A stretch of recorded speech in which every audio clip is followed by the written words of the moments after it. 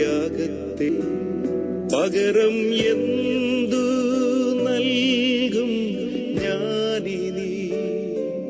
ഹൃദയം പൂർണ്ണമായി നൽകുന്നു നാഥനേ. 1 കൊരിന്ത്യർ 4 അധ്യായം. എല്ലാവർക്കും അറിയാവുന്നൊരു വചനം. 1 Corinthians 4:5. അധികം ശ്രദ്ധിച്ചിട്ടുണ്ടോന്ന് അറിയില്ല, പക്ഷെ വളരെ പ്രധാനപ്പെട്ട ഒരു വചനം. എൻ്റെ ഒന്നുകൂടി വായിക്കും, ഒന്നുകൂടി 5 വരെ വായിച്ചാൽ അതിൻ്റെ കണക്ഷൻ കിട്ടത്തുള്ളൂ. ക്രിസ്തുവിന്റെ ദാസരും ദൈവരഹസ്യങ്ങളുടെ കാര്യസ്ഥരുമായി വേണം ഞങ്ങളെ കരുതുവാൻ. കാര്യസ്ഥർ വിശ്വസ്തരായിരിക്കണമെന്നതാണ് അവരിൽ നിന്ന് ആവശ്യപ്പെടുന്നത്. നിങ്ങളോ മനുഷ്യരുടെ ന്യായാസനമോ എന്നെ വിധിക്കുന്നെങ്കിൽ എനിക്കത് നിസ്സാരമാണ്. ഞാൻ എന്നെ തന്നെ വിധിക്കുന്നില്ല, എൻ്റെ മനസാക്ഷി ശുദ്ധമാണ്. എന്നാൽ അത് എന്നെ നിർദോഷിയാക്കുന്നില്ല. കർത്താവാണ് എന്നെ വിധിക്കുന്നത്. അതുകൊണ്ട് ഇനിയുള്ള ശ്രദ്ധിക്കണം. അതുകൊണ്ട് നിർദ്ദിഷ്ട സമയത്തിന് മുമ്പ് കർത്താവ് വരുന്നത് വരെ വിധിക്കരുത്. അവൻ ഇരുട്ടിൽ മറഞ്ഞിരിക്കുന്നവ വെളിച്ചത്താക്കും, ഹൃദയ ലക്ഷ്യങ്ങൾ വെളിപ്പെടുത്തും. അപ്പോൾ ഓരോ മനുഷ്യനും ദൈവത്തിൽ നിന്ന് തനിക്കുള്ള പ്രശംസ ലഭിക്കും. ഇത് വരാൻ പോകുന്ന ഒരു കാര്യമാണ്. ഇതൊരു യാഥാർത്ഥ്യമായിട്ട് സംഭവിക്കാൻ പോകുന്ന കാര്യമാണ്. അപ്പൊ അതില് പൗലോസ് പറഞ്ഞിരിക്കുന്ന ഒരു കാര്യം, ഞങ്ങളെ ദൈവ രഹസ്യങ്ങളുടെ കാര്യസ്ഥരായിട്ട് വേണം കാണാൻ. നമ്മൾ ഓരോരുത്തരെയും നമ്മൾ അങ്ങനെ വേണം കണക്കാക്കാൻ. നമ്മൾ ദൈവം ഫലമേൽപ്പിച്ചിരിക്കുന്നത്, നമ്മൾ വിചാരിക്കുന്ന പോലെ പല കാര്യങ്ങളും ഫലമേൽപ്പിച്ചിട്ടുണ്ട്. എന്നാൽ ഏറ്റവും ഇമ്പോർട്ടൻ്റ് ആയിട്ട് ദൈവം ഫലമേൽപ്പിച്ചിരിക്കുന്നത് ദൈവരഹസ്യങ്ങളാണ്. ഇത് മിസ്റ്ററി ഓഫ് ദി ഗോഡ്, അല്ലെങ്കിൽ ദൈവത്തിന്റെ വചനം. അപ്പൊ ദൈവരഹസ്യങ്ങളുടെ കാര്യസ്ഥരായിട്ട് വേണം കണക്കാക്കാൻ. എന്നിട്ടൊരു കാര്യം പൗലോസ് പറയാണ്, കാര്യസ്ഥരിൽ നിന്ന് ദൈവം ഡിമാൻഡ് ചെയ്യുന്ന, അല്ലെങ്കിൽ ആരാണെങ്കിലും ഡിമാൻഡ് ചെയ്യുന്നത്, അവര് വിശ്വസ്തരായിരിക്കണം. എന്നിട്ട് പോൾ പറയുകയാണ്, പോളിന്റെ വിശ്വസ്തയെ കുറിച്ച് പോൾ ടെസ്റ്റിഫൈ ചെയ്യുക. ഞാൻ വിശ്വസ്തനാണ്, എൻ്റെ മനസാക്ഷി എന്നെ കുറ്റപ്പെടുത്തുന്നില്ല. എന്നിട്ട് ഒരു കാര്യം പറയാം, നമ്മളെല്ലാവരും ഓർത്തിരിക്കേണ്ട ഒരു കാര്യം, നമ്മുടെ മനസാക്ഷി കുറ്റപ്പെടുത്തുന്ന രീതിയിൽ നമ്മൾ ജീവിക്കാറില്ല ജനറലി. പക്ഷെ Paul he's coming to the senses. നമ്മുടെ മനസാക്ഷി നമ്മെ കുറ്റപ്പെടുത്താത്തത് കൊണ്ട് it is not at all a sign of approval from God. അതാണ് നമ്മളെല്ലാവരും അറിഞ്ഞിരിക്കേണ്ട ഒരു കാര്യം. കാരണം നമ്മളെല്ലാം ജനറലി നമ്മുടെ മനസാക്ഷി നമ്മൾ കുറ്റപ്പെടുത്താത്ത രീതിയിലാണ് ജീവിക്കുന്നത്. പക്ഷെ അത് നമ്മൾ അപ്പോസ്തലനായ പൗലോസിനുണ്ടായിരുന്ന ആ സെൻസ് നമുക്കും ഉണ്ടായിരിക്കണം. അത് it's not at all a sign of approval from God. Paul പറയുകയാണ്, എൻ്റെ മനസാക്ഷി ശുദ്ധമാണ്, എൻ്റെ മനസാക്ഷി അതെന്നെ നിർദോഷിയാക്കുന്നില്ല, കാരണം കർത്താവാണ് എന്നെ വിധിക്കുന്നത്. എന്നിട്ട് കർത്താവിന്റെ വിധിയെക്കുറിച്ച് പറയുകയാണ്, അതുകൊണ്ട് നിർദ്ദിഷ്ട സമയത്തിന് മുമ്പ്, കർത്താവ് വരുന്നതിന് മുമ്പ് വിധിക്കരുത്. കർത്താവ് ചെയ്യാൻ പോകുന്ന കാര്യം, അവൻ ഇരുട്ടിൽ മറഞ്ഞിരിക്കുന്നവ വെളിച്ചത്താക്കും. നമുക്ക് എല്ലാവർക്കും രഹസ്യങ്ങളുണ്ട്. അതുകൊണ്ട് നമ്മളെപ്പോഴും ഈ വരാനിരിക്കുന്ന ഒരു വിധിയെ കൺമുമ്പിൽ കണ്ടുകൊണ്ട് ജീവിക്കുകയാണെങ്കിൽ കർത്താവിന്റെ ദിവസം ലജ്ജിക്കേണ്ടി വരില്ല. കാരണം എല്ലാം വെളിച്ചത്താവും. കർത്താവ് പറയുന്നുണ്ട്, ഇരുട്ടിൽ മറിഞ്ഞിരിക്കുന്ന ഒന്നുമില്ല, എന്നെ അറപ്പുരകളിൽ രഹസ്യത്തിൽ സംസാരിക്കുന്നവ പുരമുകളിൽ നിന്ന് പ്രഘോഷിക്കപ്പെടും. അപ്പം ഇരുട്ടിൽ മറിഞ്ഞിരിക്കുന്നവ വെളിച്ചത്താക്കും, ഹൃദയ ലക്ഷ്യങ്ങൾ വെളിപ്പെടുത്തും. കാരണം ഈ ഒരു കാര്യം തന്നെ രണ്ടുപേര് ഒരേ കാര്യം ചെയ്യുന്നുണ്ടാവും, പക്ഷെ ഒരാളുടെ മോട്ടീവ് ആയിരിക്കില്ല മറ്റേ ആളുടെ മോട്ടീവ്. നമുക്കറിയാം, യൂദാസ് പറഞ്ഞു, എന്തിന് ഈ ദുർവ്യയം, ഇത് 300 ദനാറയ്ക്ക് വിറ്റ് ദരിദ്രർക്ക് കൊടുത്തുകൂടായിരുന്നു. അവിടെ തന്നെ ദൈവത്തിന്റെ പരിശുദ്ധാത്മാവ് രേഖപ്പെടുത്തിയിട്ടുണ്ട്, യൂദാസിന് ദരിദ്രരെ കുറിച്ചുള്ള കൺസേൺ കൊണ്ടായിരുന്നില്ല കൃത്യത, അത് വിറ്റ് കിട്ടുന്ന പൈസയും യൂദാസിന്റെ പണസഞ്ചിയിലാണ് വരുന്നത്. അപ്പൊ അതിൽ നിന്ന് എടുക്കാൻ വേണ്ടിയിട്ടായിരുന്നു. അപ്പൊ നമ്മൾ അറിയേണ്ട ഒരു കാര്യം, നമ്മൾ ചെയ്യുന്ന കാര്യം മനുഷ്യന്റെ മുമ്പിൽ, നമ്മൾ മനുഷ്യനെ ഭയപ്പെട്ട ഒരു കാര്യം ചെയ്യുന്നെങ്കിൽ തീർച്ചയായിട്ടും കർത്താവിന്റെ വിധി ദിവസം നമ്മൾ ലജ്ജിക്കേണ്ടി വരും. അതുകൊണ്ട് പൗലോസ് ഒരു സ്ഥലത്ത് പറയുന്നുണ്ടല്ലോ, ഞാൻ ഇന്നും മനുഷ്യനെ ഭയപ്പെടുന്നവനെങ്കിൽ ഞാൻ കർത്താവിന്റെ ദാസനായിരിക്കില്ല. അപ്പൊ നമ്മളെ സംബന്ധിച്ച് എപ്പോഴും ഒരു ഭീകരമായിട്ടുള്ളൊരു യാഥാർത്ഥ്യത്തെ നമ്മൾ ഓർത്തിരിക്കണം. ഒരു ദിവസം കർത്താവിന്റെ മുമ്പിൽ നിൽക്കും, കർത്താവിന്റെ മുമ്പിൽ കണക്ക് കൊടുക്കേണ്ടി വരും. അതുകൊണ്ട് കർത്താവിനോട് മാത്രം അക്കൗണ്ടബിലിറ്റി ഉള്ളവരായിട്ട് ജീവിക്കുകയാണെങ്കിൽ നമുക്ക് അന്ന് ആ വിധി ദിവസം അല്പം പോലും ലജ്ജിക്കേണ്ടി വരത്തില്ല.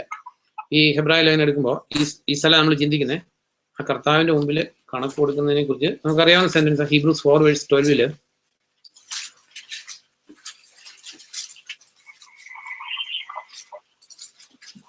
13 സെന്റൻസില് ഹീബ്രൂസ് 4:13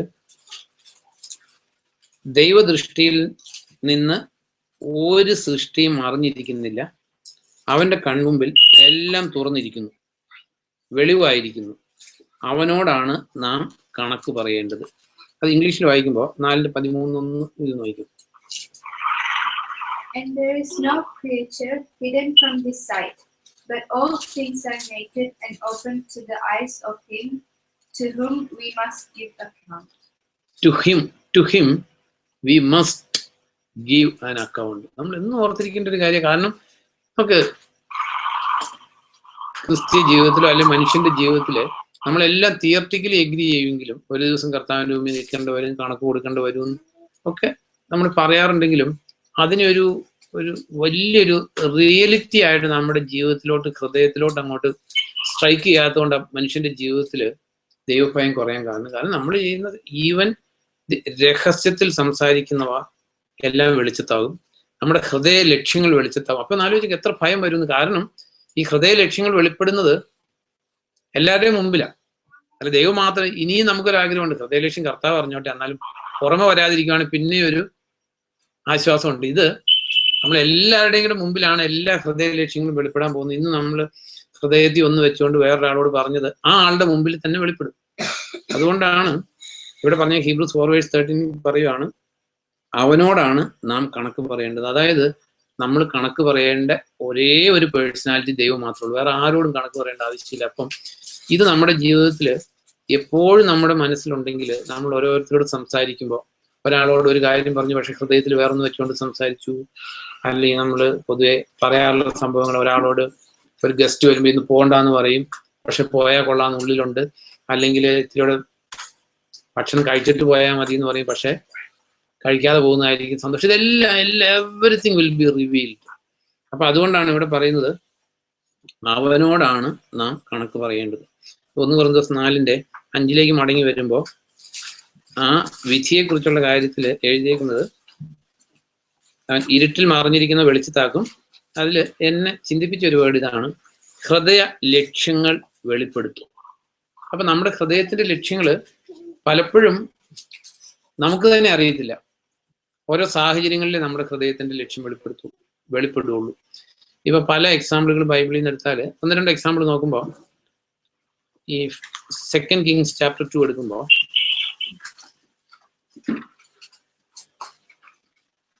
ഹൃദയത്തിന്റെ ലക്ഷ്യങ്ങൾ ഇതാ നമ്മുടെ റിയൽ മനുഷ്യൻ അല്ലെങ്കിൽ റിയൽ സ്പിരിച്വൽ മനുഷ്യനാകട്ടെ അല്ലാത്ത മനുഷ്യനാകട്ടെ യഥാർത്ഥമായിട്ടുള്ള മനുഷ്യൻ എന്ന് പറയുന്നത് നമ്മുടെ ഹൃദയത്തിന്റെ ലക്ഷ്യങ്ങളാണ്.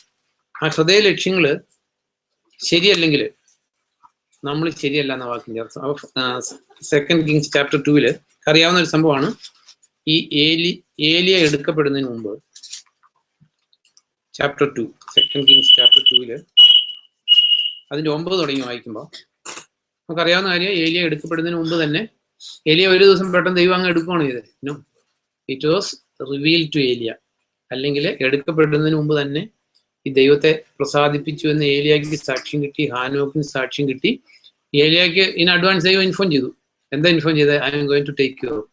ദൈവം എടുക്കാൻ പോവാന്ന് ഏലിയാക്ക് നേരത്തെ ഇൻഫർമേഷൻ കിട്ടി, ഏലിയാക്ക് അറിയാമായിരുന്നു.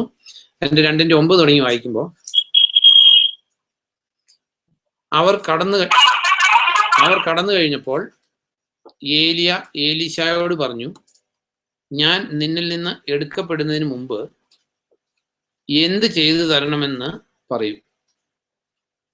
അപ്പോ ഏലിയക്ക് അതിനു മുമ്പേ അറിയാം, ഞാൻ നിന്നിൽ നിന്ന് എടുക്കപ്പെടുന്നതിന് മുമ്പ് ഞാൻ നിനക്ക് എന്ത് ചെയ്തു തരണമെന്ന് പറയൂ. ഇത് നമ്മളൊന്ന് ചിന്തിക്കാൻ വേണ്ടിയിട്ടാണ്. ഏലീശ പറഞ്ഞു, നിന്റെ ചൈതന്യത്തിൽ എനിക്ക് ഇരട്ടി അവകാശം ഉണ്ടാകണമേ. അപ്പൊ ഇതിനകത്ത് നമുക്ക് ഈ ഏലീശ ഏലിയായുടെ കൂടെ സ്ഥിരം നടക്കുന്ന ആളാണ്. അതായത് ഏലിയായുടെ ഒരു ദാസനായിട്ട്, ദാസൻ എന്ന് പറഞ്ഞാൽ ഒരു എന്താ പറയുന്നത്, ദാസൻ എന്ന് പറഞ്ഞ ഒരു ജോലിക്കാരൻ എന്നുള്ള രീതിയിലല്ല, ഒരു അസിസ്റ്റന്റ് എന്നോ അല്ലെങ്കിൽ കൂടെ നടന്ന് പഠിക്കുന്ന ആളായിട്ട് നടക്കുന്ന ആളാണ്. അല്ലെങ്കിൽ ഏലിയായെ ശുശ്രൂഷിച്ച് നടക്കുന്ന ഒരാളാണ് ഏലീശ. നമ്മുടെ ജീവിതത്തിൽ ഒന്ന് ആലോചിച്ച് നോക്കും. ഇപ്പൊ പലപ്പോഴും മനുഷ്യന്റെ ആഗ്രഹങ്ങൾ, ഇപ്പൊ ഒരു ഹൈ പൊസിഷനിൽ ഇരിക്കുന്ന ഒരാളുടെ കൂടെ, അല്ലെങ്കിൽ ലോകപ്രകാരം ഒരു ഹൈ പൊസിഷനിലുള്ള ആള് അവിടെ നിന്ന് മരിച്ചു പോകുക അല്ലെങ്കിൽ അവിടെ നിന്ന് മാറുവാണെങ്കിൽ അത് അസിസ്റ്റന്റിന്റെ ആഗ്രഹം ആ സ്ഥാനം കിട്ടണം എന്നുള്ളതായിരിക്കും. അല്ലെങ്കിൽ ലോകത്തിൽ അങ്ങനെയല്ലേ, എല്ലാം ലോകപ്രകാരമുള്ള സ്വപ്നങ്ങളായിരിക്കും പൊതുവെ മനുഷ്യന്. പക്ഷെ ഏലിയായുടെ കൂടെ നടന്നപ്പോൾ ആ ഏലീശായുടെ ഹൃദയലക്ഷ്യം നമ്മളൊന്ന് ചിന്തിക്കുന്നത്. അല്ലെങ്കിൽ ലോകത്തിലെ സമ്പത്തുകളോ ഐശ്വര്യമോ അന്ത്യാഭിലാഷമായിട്ട് ചോദിച്ചത് ഒന്നുമല്ല, എനിക്കൊരു ബെറ്റർ ആയിട്ടുള്ള ഒന്നുമല്ല. ഏലീശ പറയാണ്, നിന്റെ ചൈതന്യത്തിൽ എനിക്ക് ഇരട്ടി അവകാശം ഉണ്ടാകും. നമ്മുടെ ജീവിതത്തിൽ നമ്മൾ അറിയേണ്ട ഒരു കാര്യം, അപ്പൊ ആ ഏലീശായുടെ നമ്മൾ ചിന്തിച്ച കാര്യം, ഹൃദയ ലക്ഷ്യങ്ങൾ വെളിപ്പെടും. ഇപ്പൊ നമുക്കെല്ലാം ഒരു ഹൃദയത്തിൽ ഡിസയേഴ്സ് ഉണ്ട്. ഇപ്പൊ നമ്മളോട് ദൈവം ചോദിക്കുകയാണ്, എന്താ, what is your primary desire? നമ്മുടെ ജീവിതത്തിലെ ആദ്യത്തെ ലക്ഷ്യം, അല്ലെ നമ്മുടെ ജീവിതത്തിൽ എന്താണ് നിങ്ങൾ ആഗ്രഹമുള്ളത് ചോദിച്ചോളാൻ നമ്മളോട് ദൈവം ചോദിച്ചാല് നമ്മൾ പലരും പലതായിരിക്കും ചോദിക്കും.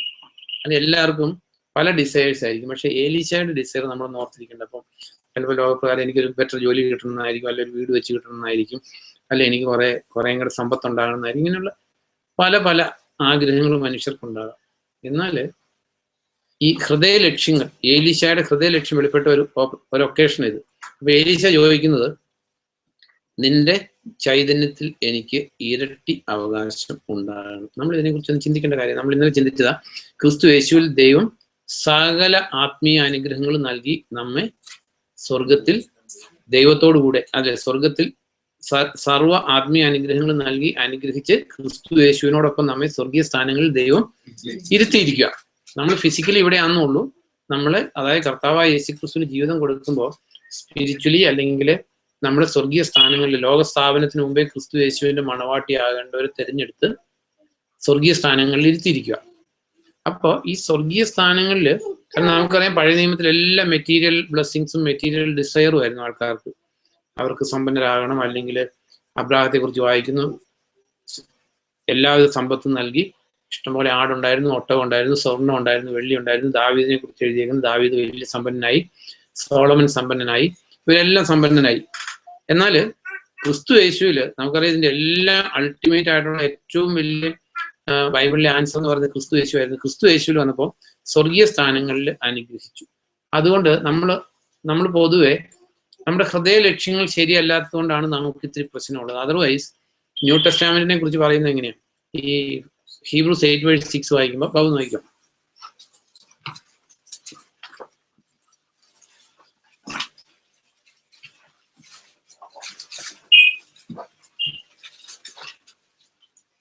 എല്ലാം മെച്ചപ്പെട്ട വാഗ്ദാനങ്ങളിൽ ഞാൻ കാണിച്ചു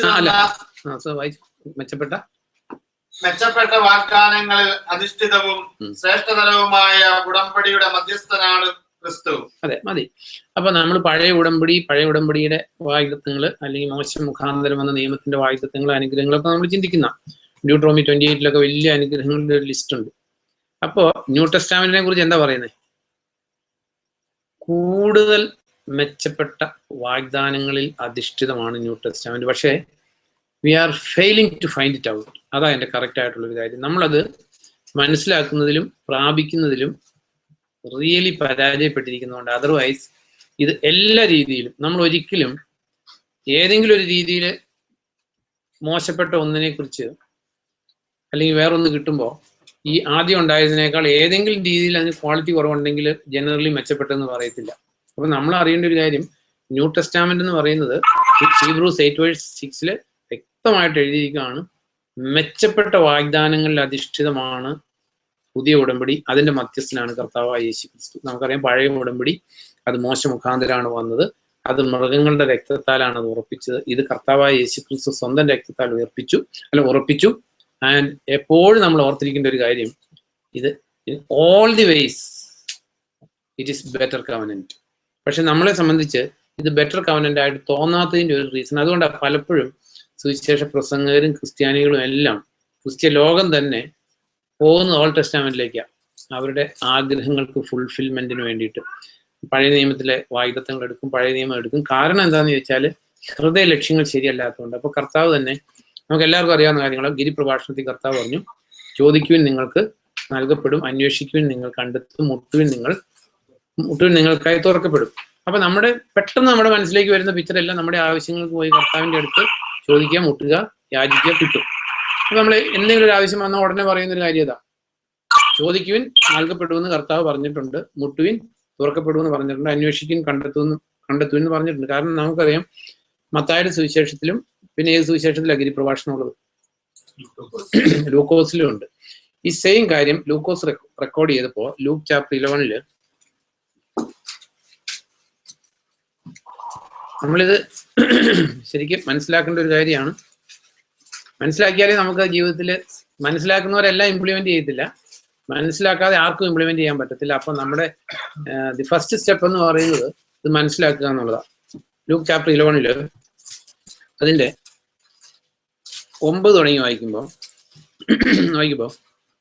ഞാൻ നിങ്ങളോട് പറയുന്നു, ചോദിക്കുക അത് നിങ്ങൾക്ക് ലഭിക്കും, അന്വേഷിക്കുക നിങ്ങൾ കണ്ടെത്തും, മുട്ടുക നിങ്ങൾക്ക് തുറന്നു കിട്ടും. കാരണം ചോദിക്കുന്നവന് ലഭിക്കുന്നു, അന്വേഷിക്കുന്നവൻ കണ്ടെത്തുന്നു, മുട്ടുന്നവന് തുറന്നു കിട്ടുന്നു. അപ്പന്മാരായ നിങ്ങളിൽ ആരാണ് മകൻ മത്സ്യം ചോദിക്കുമ്പോൾ മത്സ്യത്തിന് പകരം സർപ്പത്തെ കൊടുക്കുക? അല്ലെങ്കിൽ മുട്ട ചോദിക്കുന്ന മകന് ആരെങ്കിലും തേളിനെ കൊടുക്കുമോ?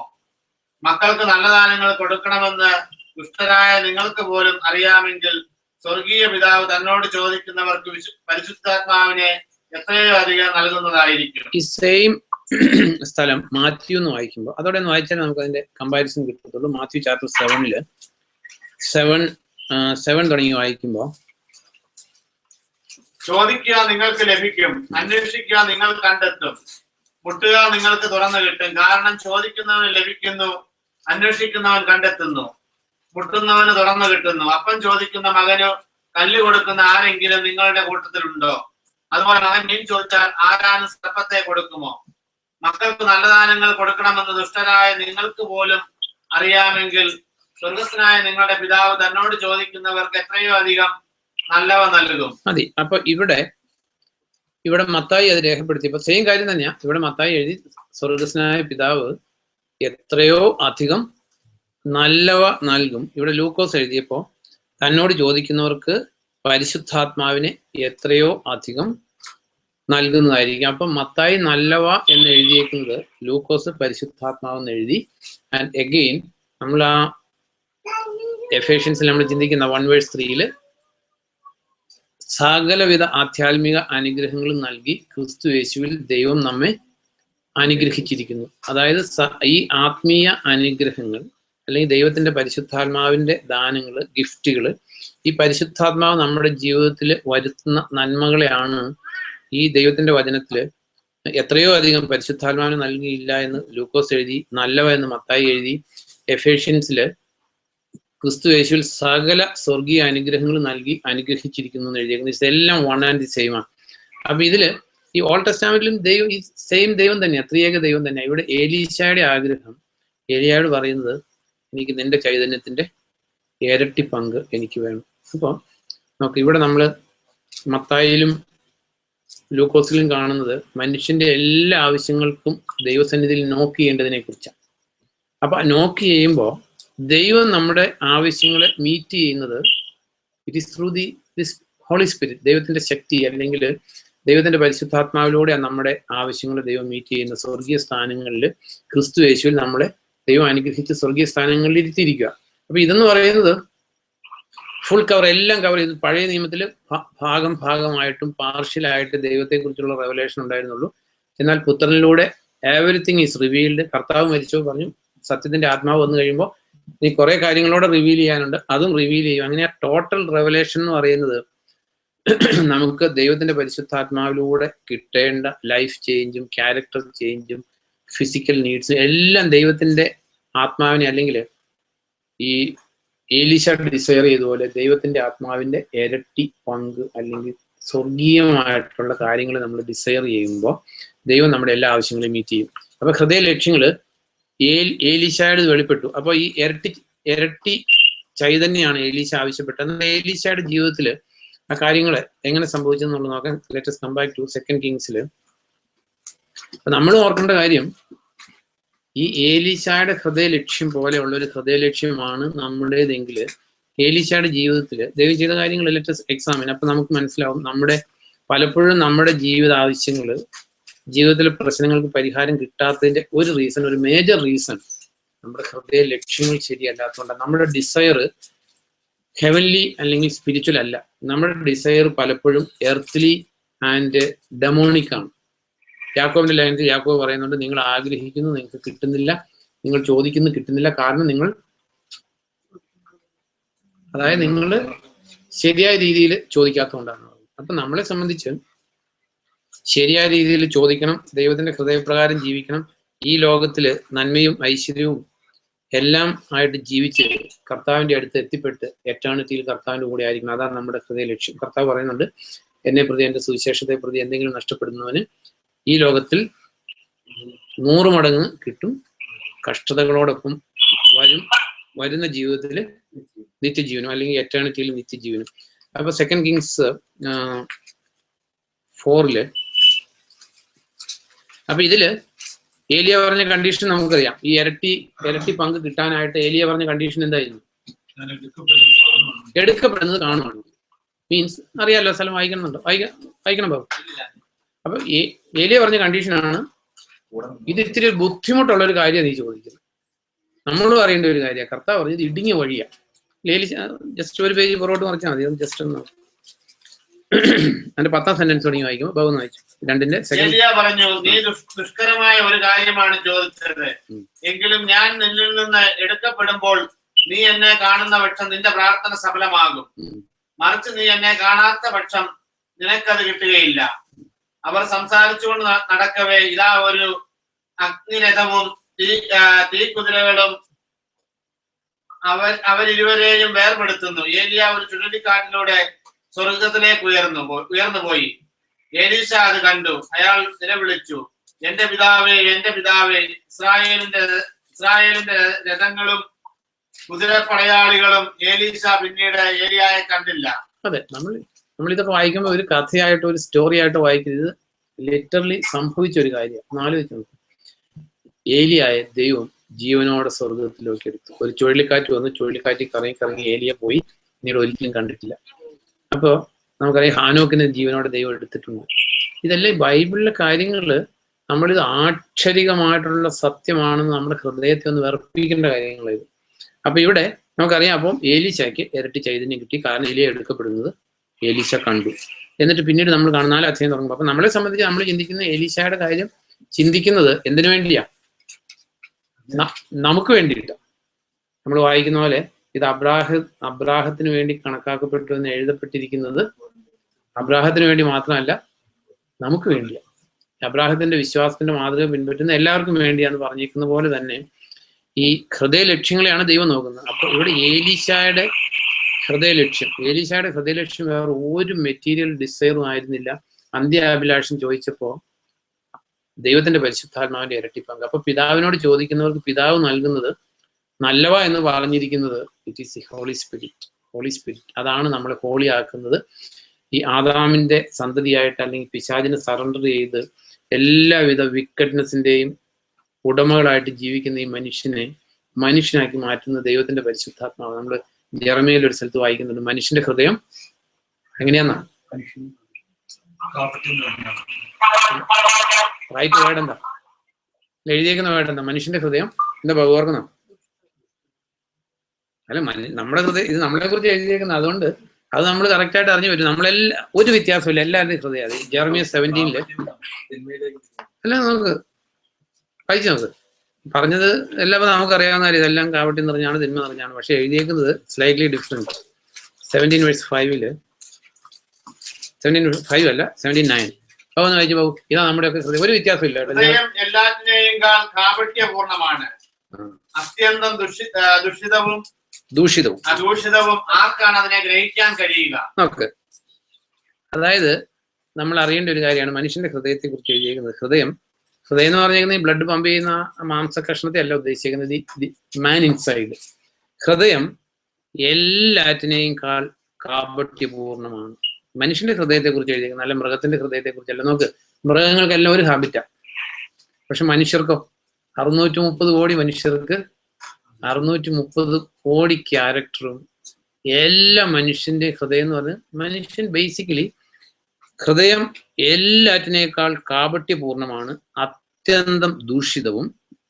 ആർക്കാണ് അതിനെ ഗ്രഹിക്കാൻ കഴിയുക? നമ്മൾ അത് ഗ്രഹിച്ചാൽ നമ്മൾ അനുഗ്രഹിക്കപ്പെടും. കാരണം നമ്മുടെ ആരുടെ ഹൃദയം ഒരു രീതിയിലും ബെറ്റർ അല്ല. നമ്മുടെ ഹൃദയം അതാണ് നമ്മൾ ചിന്തിക്കുന്നത്, ഹൃദയത്തിന്റെ ലക്ഷ്യങ്ങൾ. ഇപ്പോ ഏലിയായുടെ കൂടെ നടന്ന് ഏലീശ മനസ്സിലാക്കി, അതായത് നമുക്ക് ഏലിയ ദൈവത്താൽ അപ്രൂവ്ഡ് ആയിട്ടുള്ള ഒരു മനുഷ്യനായിരുന്നു, ലൈക്ക് ഹാനോക്ക്. അവരുടെ ജീവിതം കണ്ടു കഴിഞ്ഞപ്പോൾ ദൈവം നിശ്ചയിച്ചു, ഇനി ഒരു മരണത്തീക്കടയോ ഇതിക്കടയോ ഒന്നും കടന്നു പോകേണ്ട ആവശ്യമില്ല. They are fit to live in heaven. They are fit to live in heaven.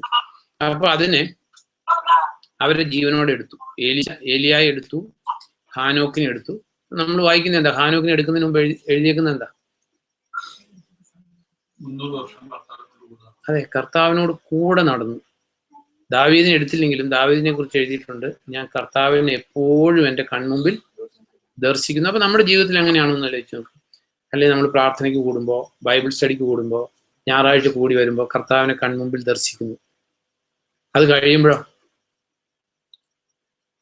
കർത്താവിനെ കൺമുമ്പിൽ ദർശിക്കാത്തത് കൊണ്ടാണ് നമ്മളൊന്നും എടുക്കപ്പെടാവുന്ന കണ്ടീഷനിലല്ലാത്തതിന്റെ ഒരു റീസൺ. കാരണം ദൈവത്തിന് മോഹപക്ഷമൊന്നുമില്ല. ഹാനോക്ക് ജീവിച്ച ഒരു പക്ഷേ എല്ലാവരും എടുക്കുന്നല്ല, കാരണം ഇനി എല്ലാവരും എടുക്കാൻ വേണ്ടി കർത്താവ് വരുന്നുണ്ടല്ലോ. അപ്പൊ ഇതില് ഈ ഏലീശായുടെ ഹൃദയലക്ഷ്യം ഇതായിരുന്നു, ദൈവം ഇരട്ടി പങ്ക് നൽകി. എന്നിട്ട് പിന്നീടുള്ള ജീവിതത്തില്, അപ്പൊ നമ്മുടെ ജീവിതത്തില് ഇത് നമുക്ക് വേണ്ടി ചിന്തിക്കുന്നത്, നമ്മൾ എന്താ ചിന്തിക്കുന്നത്? അതായത് പിതാവിനോട് നമ്മൾ ആഗ്രഹിക്കേണ്ട കാര്യം എന്താ? അതായത് ഹെവൻലി ബ്ലെസ്സിങ്, ഉന്നതത്തിൽ ദൈവത്തിന്റെ വലതു ഭാഗത്ത് ക്രിസ്തു ഇരിക്കുന്നതുമായ ഉന്നതത്തിലെ കാര്യങ്ങൾ ഡിസയർ ചെയ്യുക. ഏലീശ അത് ഡിസയർ ചെയ്തു. അപ്പൊ നമ്മളെ സംബന്ധിച്ച് എന്താന്ന് വെച്ചാല് എല്ലാവരും സെയിം, ഒരു വ്യത്യാസം ഉണ്ടെന്നല്ല. ഈ ഹെവൻലി കാര്യങ്ങൾ ഡിസയർ ചെയ്താൽ ഈ ഭൗതിക കാര്യങ്ങൾ ആരും നോക്കും? അതാണ് നമ്മുടെ ഒരു കൺസേൺ. എപ്പോഴും ഹെവൻലി കാര്യങ്ങൾ ഡിസയർ ചെയ്താൽ ഇത് എല്ലാവരുടെയും ഒരു കൺസേണാണ്. ഹെവൻലി കാര്യങ്ങൾ തന്നെ ഡിസയർ ചെയ്തു. വീട് ആര് വയ്ക്കും? ബാക്കി കാര്യം പിള്ളേരുടെ കാര്യം ആര് നോക്കും? ബാക്കി കാര്യങ്ങൾ എന്ത് ചെയ്യും? ഈ ഹെവൻലി കാര്യം എപ്പോഴും പ്രാർത്ഥിക്കണം, അല്ലെങ്കിൽ പ്രാർത്ഥന, ബൈബിൾ സ്റ്റഡി, കർത്താവിന്റെ കാര്യം എന്ന് പറഞ്ഞ് നടന്നാല് എപ്പോഴും ബൈബിളും പിടിച്ചോണ്ട് നടന്ന മതി, കുടുംബകാര്യം ആരും നോക്കും? ഇങ്ങനെയൊക്കെ ചോദിക്കുന്നത് ഞാൻ കേട്ടിട്ടുണ്ട്. അതുകൊണ്ടാണ് ബൈബിളും കക്ഷത്തിൽ വെച്ചോണ്ടങ്ങ് പോയാൽ മതി, ബാക്കി കാര്യം ആരും നോക്കും? എന്ത് പറഞ്ഞാലും പ്രാർത്ഥന എന്ന് പറഞ്ഞാൽ മതി, നമ്മൾ ചെയ്യണ്ടേ. ഇതൊന്നും ചെയ്യേണ്ടെന്ന് ആരെങ്കിലും പറയുന്ന കാര്യങ്ങളല്ല. കർത്താവ് പറഞ്ഞു ആകാശത്തിൽ പക്ഷികളെ നോക്കാൻ പറഞ്ഞതിന്റെ അർത്ഥം പക്ഷി പണി ചെയ്യുന്നില്ല ഉണ്ടോ? അല്ലെങ്കിൽ വയൽ പുല്ലുകൾ അതൊന്നും ചെയ്യുന്നില്ല. അതിനെ ദൈവം ലുക്ക് ആഫ്റ്റർ ചെയ്യുന്നു. അതുകൊണ്ട് ദൈവത്താൽ ലുക്ക് ആഫ്റ്റർ ചെയ്യപ്പെടുന്ന മനുഷ്യൻ പണിയുണ്ടെന്നാണ് അതിന്റെ വാക്കിന്റെ അർത്ഥം. ഒരിക്കലല്ല, നമ്മൾ തെറ്റായിട്ടുള്ള രീതിയിൽ എടുക്കരുത്. അപ്പം ഈ ഏലീശ ഡിസയർ ചെയ്തതുപോലെ നമ്മൾ ഓരോരുത്തരും ഡിസയർ ചെയ്യണമെന്നാണ് ദൈവം ആഗ്രഹിക്കുന്നത്. അതാണ് ഗിരിപ്രഭാഷണത്തിൽ കർത്താവ് പഠിപ്പിച്ച കാര്യം. അതായത് തന്നോട് ദുഷ്ടരായിട്ടുള്ള നിങ്ങൾ പോലും നല്ലത് കൊടുക്കും മക്കൾക്ക്.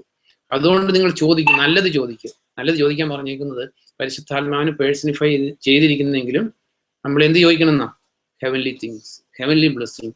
അല്ലെങ്കിൽ നമ്മൾ പാപത്തിന്റെ ഏറ്റവും കാപട്യമുള്ള ഹൃദയത്തിന് ഉടമകളല്ല മനുഷ്യന്റെ ഹൃദയത്തെ, ഈ കല്ല് പോലെയുള്ള ഹൃദയത്തെ മാറ്റി മാംസ ഹൃദയമാക്കി മാറ്റണം.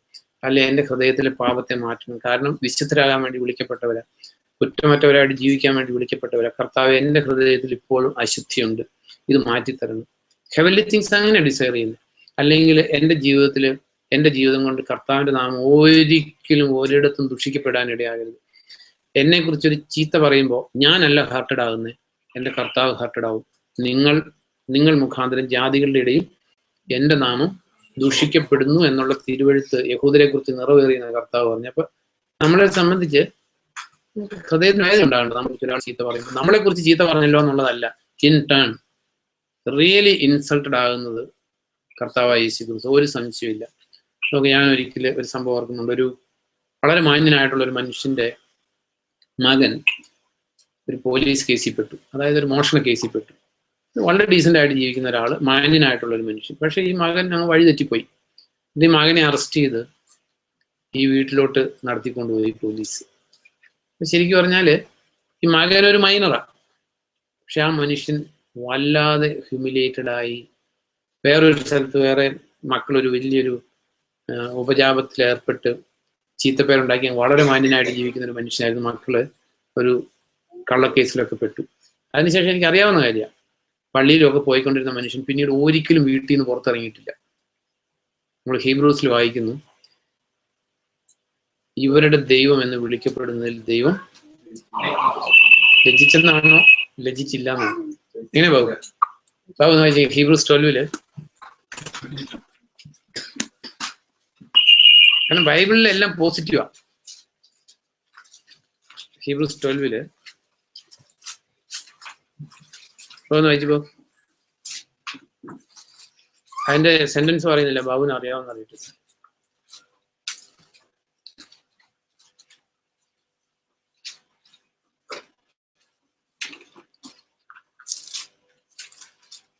ബാബു 11 അതുകൊണ്ടാ ബാബുവിന് തെറ്റിപ്പോയാലേ.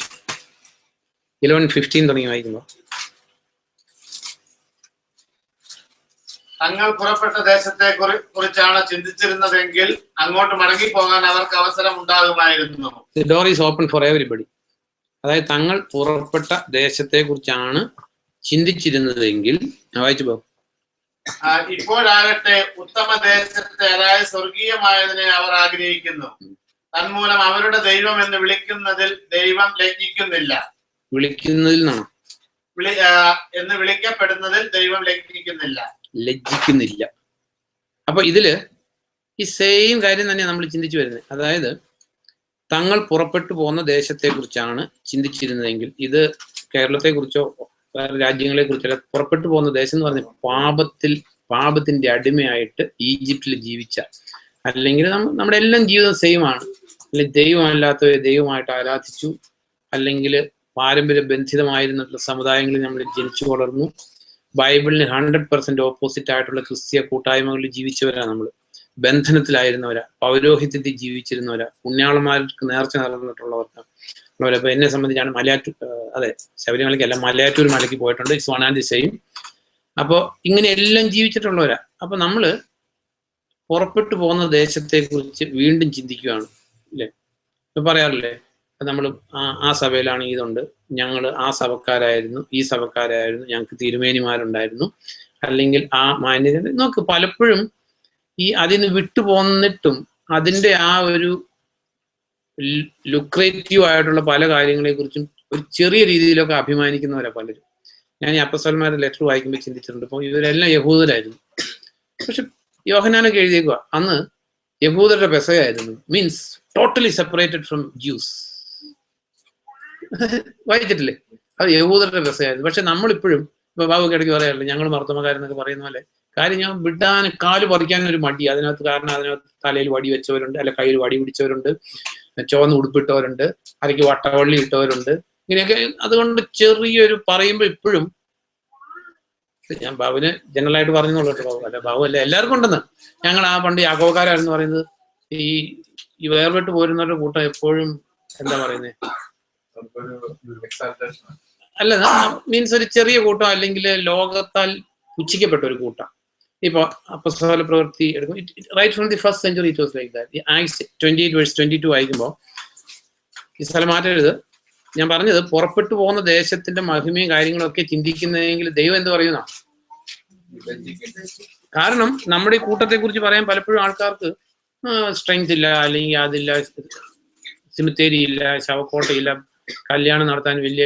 ഞാൻ ഓർക്കുന്നുണ്ട് ഇപ്പോഴും ഒരു പെങ്കൊച്ചു പറഞ്ഞൊരു കാര്യം. അപ്പൊ നമ്മുടെയൊക്കെ കല്യാണത്തിന്റെ CD കാണുന്ന, നിങ്ങളുടെയൊക്കെ CD എന്താ കാണാനിരിക്കുന്നത്, ഞങ്ങളുടെയൊക്കെ കല്യാണത്തിന്റെ CD ആണ്, കാണാൻ നല്ല ഭംഗിയുണ്ട്. ആ ആണിഞ്ഞ് ഒരുങ്ങി വന്നേക്കുന്ന കണ്ടാൽ തന്നെ ഭംഗിയുണ്ട്, പെങ്കൊച്ചിനെ കണ്ടാൽ ഒരു ഭംഗിയുണ്ട്, കല്യാണം നടത്തുന്ന അച്ഛന്മാരെ കണ്ടാൽ ഭംഗിയുണ്ട്, നിങ്ങളുടെയൊക്കെ എന്താ CD എന്ത് കാണാൻ, വേറെ പണിയൊന്നുമില്ല എന്ന് ചോദിച്ചു. എന്ന് പറയുന്ന പോലെ ഈ CD-ക്കൊക്കെ ബ്യൂട്ടി, അല്ലെങ്കിൽ ഈ ലോകത്തിന്റെ അട്രാക്ഷൻസ്, ഇത് അന്ന് തുടങ്ങി തന്നെ ഈ കർത്താവിന്റെ മാർഗത്തെ കുറിച്ച്. ആക്ട്സ് 28:22 വായിച്ചപ്പോ, എന്നാൽ താങ്കളുടെ വീക്ഷണഗതി എന്താണെന്ന് താങ്കളിൽ നിന്ന് തന്നെ കേൾക്കാൻ ഞങ്ങൾ ആഗ്രഹിക്കുന്നു. പൗലോസിനോട് ജൂയിഷ് ലീഡേഴ്സ് പറയുന്നതാ. കാരണം ഈ മതവിഭാഗത്തെ കുറിച്ച് എല്ലായിടത്തും എതിർവാക്കുകളാണ് ഞാൻ കേട്ടിട്ടുള്ളത്. ഞങ്ങൾ കേട്ടിട്ടുള്ളത്. അതെ. അപ്പൊ ഈ മതവിഭാഗത്തെ കുറിച്ച് എന്ന് പറഞ്ഞെങ്കിൽ രക്ഷിക്കപ്പെട്ടവരുടെ കൂട്ടത്തെ കുറിച്ചാണ്. അപ്പൊ നമ്മൾ അറിയേണ്ടത് right from the first century ഈ കൂട്ടത്തെ കുറിച്ച് ലോകം എന്താ പറയുന്നത്? തിന്മയെ പറയത്തുള്ളൂ. കാരണം ഇത് തിന്മ നിറഞ്ഞ കൂട്ടമായതുകൊണ്ടല്ല. ഇപ്പൊ നമ്മുടെ കണ്ടീഷനൊക്കെ വിട്, അറ്റ്ലീസ്റ്റ് പോളിന്റെ കൂട്ടത്തെ കുറിച്ച്, അല്ലെങ്കിൽ ഫസ്റ്റ് സെഞ്ചുറി ചർച്ചിനെ കുറിച്ച് അന്നും തിന്മയെ പറഞ്ഞിട്ടുള്ളൂ. കാരണം 2 റീസണാണ്. ഒന്ന്, ഈ കൂട്ടത്തിലേക്ക് കൂടാൻ താല്പര്യമില്ല. 2, അതിന്റെ പേരിൽ ഒരു മനസാക്ഷി കുത്തുണ്ട്. അതിനെ മറച്ചു വെക്കാൻ വേണ്ടി ഇത് ശരിയല്ല എന്ന് പറയും. കാരണം ഇത് ശരിയാണെന്ന് ഡീപ്പ് ഇൻസൈഡ് ഹാർട്ടിൽ പറയുന്നുണ്ട്. ഈ പാരമ്പര്യവും ഈ പൗരോഹിത്യവും ഈ വടി പിടിച്ച തിരുമേനിമാരും മന്ത്രവാദികളെ പോലെ താടി നീട്ടി ഇങ്ങനെ മുഖത്തേക്ക് നോക്കിയാൽ, പണ്ടൊരാള് ഒരു സാക്ഷ്യം പറഞ്ഞ പോലെയാ, ഇങ്ങനെയുള്ള ഈ ഭീകര രൂപങ്ങളൊക്കെ സ്വപ്നത്തിൽ കാണല്ലേ എന്ന് പ്രാർത്ഥിച്ചിട്ടുണ്ട്. കാരണം കണ്ട പേടിയാവും അതുകൊണ്ട്. അപ്പൊ എന്ന് പറഞ്ഞേക്കുന്ന പോലെ നമ്മൾ പുറപ്പെട്ടു പോകുന്ന ദേശത്തെ കുറിച്ചാണ് ചിന്തിച്ചിരുന്നെങ്കിൽ എന്താ ബാക്കി വായിക്കുമ്പോ, ഹീബ്രൂസ് 11:15 തുടങ്ങി വായിക്കുമ്പോ,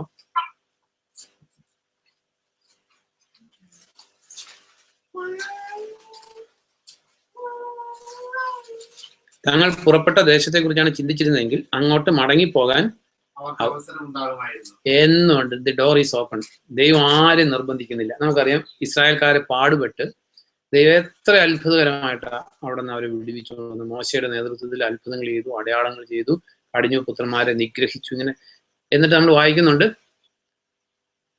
യുദ്ധസജ്ജരായിട്ടാണ് അവരവിടെ നിന്ന് പുറപ്പെട്ടത്. ദൈവം ജാഗ്രതയോടെ വർത്തിച്ചു. അങ്ങനെയൊക്കെ കൊണ്ടുവന്നതാണ്. പക്ഷെ ഇക്കരെ കടന്നു കഴിഞ്ഞപ്പോഴോ എത്ര ദിവസം നിന്നു അവര് ലോയലായിട്ട്? 70-75 ദിവസം നിന്നു. അതിനുശേഷം അവർ റബ്ബൽ ചെയ്തു. നമ്മൾ അപ്പോസ്തല പ്രവൃത്തിയിൽ വായിക്കുന്നുണ്ട്, അവര് ഈജിപ്തിൽ നിന്ന് പുറപ്പെട്ടു എങ്കിലും അവര് മനസ്സുകൊണ്ട് ഈജിപ്തിലേക്ക് മടങ്ങിപ്പോയി. അതേ ഇവിടെ പറഞ്ഞേക്കുന്നത്. ഇപ്പൊ നമ്മള് ഒരു കാലത്തൊക്കെ കർത്താവിന് വേണ്ടി ഇറങ്ങി പുറപ്പെട്ടവരും കർത്താവിനെ സ്നേഹിച്ചിരുന്നവരും ഇന്ന് വീണ്ടും ഈജിപ്തിലേക്ക് അല്ലെ ലോക സ്വപ്നങ്ങളിലായി പോയേക്കുന്ന എത്രയോ പേരങ്ങനെ നശിച്ചു പോയിക്കൊണ്ടിരിക്കുന്നു. അല്ലെങ്കിൽ ഇത് അതുകൊണ്ടാണ് പൗലോസ് പറഞ്ഞത് ഓട്ടക്കളാണ്. റേസിംഗിൽ ഒത്തിരി പേരുണ്ട്, സ്റ്റാർട്ടിങ്ങിൽ ഒത്തിരി പേരുണ്ട്, മാരത്തോൺ റേസാ. അതായത് നമ്മുടെ ജീവിതത്തിൽ ഒന്ന് പുറകോട്ട് തിരിഞ്ഞു നോക്കുമ്പോൾ ഞാൻ എന്നും പറയുന്ന കാര്യം, ഇന്നുണ്ടായിരുന്നേക്കാൾ ഒരു ബെറ്റർ സ്പിരിച്വൽ കണ്ടീഷൻ നമുക്ക് ഇതിനു മുമ്പ് ഉണ്ടായിരുന്നെങ്കിൽ, you are an insult to the glorious name of the Lord. You are an insult. ആരായാലും ആ ആളെ കുറിച്ച് കർത്താവ് ലജ്ജിക്കുന്നുണ്ട്. ശൗലിനെ രാജാവാക്കിയതിൽ ദൈവം ദുഃഖിച്ചു, മനുഷ്യരെ സൃഷ്ടിച്ചതിൽ ദൈവം ദുഃഖിച്ചു എന്ന് പറഞ്ഞേക്കുന്ന പോലെ കർത്താവിനെ മനസ്സിലാ മനസ്സോടെ പിൻപറ്റുന്ന, അല്ലെങ്കിൽ ഹൃദയത്തിൽ കർത്താവിനെ സ്നേഹിക്കാത്ത, മുമ്പോട്ട് കുതിക്കാത്ത എല്ലാ ജീവിതങ്ങളെ കുറിച്ചും. കാരണം അവരുടെ ഹൃദയം കൊണ്ട് തിരികെ പോയേക്കുന്നവരാ. ഇവിടെ എഴുതിയേക്കുന്നത്, ചിന്തിച്ചിരുന്നെങ്കിൽ അങ്ങോട്ട് മടങ്ങിപ്പോകാൻ അവർക്ക് അവസരം ഉണ്ടാകുമായിരുന്നു. ഇപ്പോഴാകട്ടെ ഉത്തമ ദേശത്തെ, അതായത് സ്വർഗീയമായതിന്, ഇപ്പൊ നമ്മുടെ ജീവിതത്തിൽ ഉണ്ടായിരിക്കേണ്ട കാര്യമാണ് സ്വർഗീയമായതിന്. അത് നമ്മൾ ചിന്തിച്ചു. എലീശ സ്വർഗീയമായതിനെ കാക്ഷിച്ചു. എഫേഷ്യൻസിൽ നമ്മൾ വായിച്ചു, നമ്മളെ സ്വർഗീയ സ്ഥാനങ്ങളിൽ ദൈവം ഇരുത്തിയേക്കും, അനുഗ്രഹിച്ചേക്കുമാണ്. പക്ഷെ നമുക്ക് ഈ അനുഗ്രഹവും വേണ്ട, അവിടെ ഇരിക്കുകയും വേണ്ട, അവിടെ നിന്ന് ചാടാനായിട്ട് പരിശ്രമിക്കുന്നു പലപ്പോഴും. ആൻഡ് അഗെയിൻ ഗിരിപ്രഭാഷണത്തിൽ കർത്താവ് പഠിപ്പിച്ചു, ചോദിക്കുക, ദൈവം നല്ലത് തരും. എന്താ ചോദിക്കേണ്ടത്? എന്താ നമ്മൾ ചോദിക്കുന്നത്? എനിക്ക് വീട് വെച്ച് തരണം, എനിക്ക് നല്ല വണ്ടി വാങ്ങിച്ചു തരണം, എനിക്ക് കല്യാണം കഴിക്കാറായവരാണെങ്കിൽ നല്ലൊരു ചെറുക്കനെ കിട്ടണം, അങ്ങനെ ഒത്തിരി സ്വപ്നങ്ങൾ, A to Z ഇതാ ചോദിക്കുന്നത്. പക്ഷെ ദൈവം ചോദിക്കാൻ പറഞ്ഞിരിക്കുന്ന കാര്യമല്ല നമ്മൾ ചോദിക്കുന്നത്. അതുകൊണ്ട് നമ്മുടെ ബാക്കിയുള്ള ആവശ്യങ്ങൾ ചോദിക്കേണ്ടെന്നല്ല, ബട്ട് ഹൃദയത്തിന്റെ ലക്ഷ്യം നമ്മൾ ഈ കർത്താവ് പറഞ്ഞിരിക്കുന്നത് ചോദിച്ചാൽ, അല്ലെ ആത്മീയമായിട്ടുള്ളത് ചോദിച്ചാൽ എന്താ സംഭവിക്കുന്നത് എന്നുള്ളത് നമ്മൾ ചിന്തിക്കുന്ന കാര്യം. അപ്പൊ ഏലീശ ചോദിച്ചു, ഹെവൻലി ആയിട്ടുള്ളത് ചോദിച്ചു, ഉത്തമമായിട്ടുള്ളത് ചോദിച്ചു. ഉത്തമമായിട്ടുള്ളതിനെ നിങ്ങൾ ആഗ്രഹിക്കുന്നത് കൊണ്ട് നിങ്ങളുടെ ദൈവം എന്ന് പറയാൻ ദൈവം ലജ്ജിക്കുന്നില്ല. അപ്പൊ നമ്മുടെ ഹൃദയാഭിലാഷങ്ങൾ, നമ്മുടെ ഡിസയർ, അതായത് നമ്മളോട് ചോദിക്കുക, ദൈവം ചോദിക്കുക, നിങ്ങൾക്ക് എന്താ വേണ്ടതെന്ന് ചോദിക്കും. എലീശയോട് ചോദിച്ചു പറഞ്ഞു ഹെവൻലി ചോദിച്ചു. അപ്പൊ നമ്മളോട് നമ്മുടെ ഹൃദയത്തിന്റെ ലക്ഷ്യം ഈ ഏലീശയുടേത് പോലെ ആണോ എന്നൊന്നും ഇൻട്രോസ്പെക്ട് ചെയ്യുന്നതല്ല. നമ്മളോടിപ്പോ ദൈവം ചോദിക്കുകയാണെങ്കിൽ നമ്മുടെ സ്വപ്നങ്ങൾ മുഴുവൻ ഹെവൻലി ആണ്.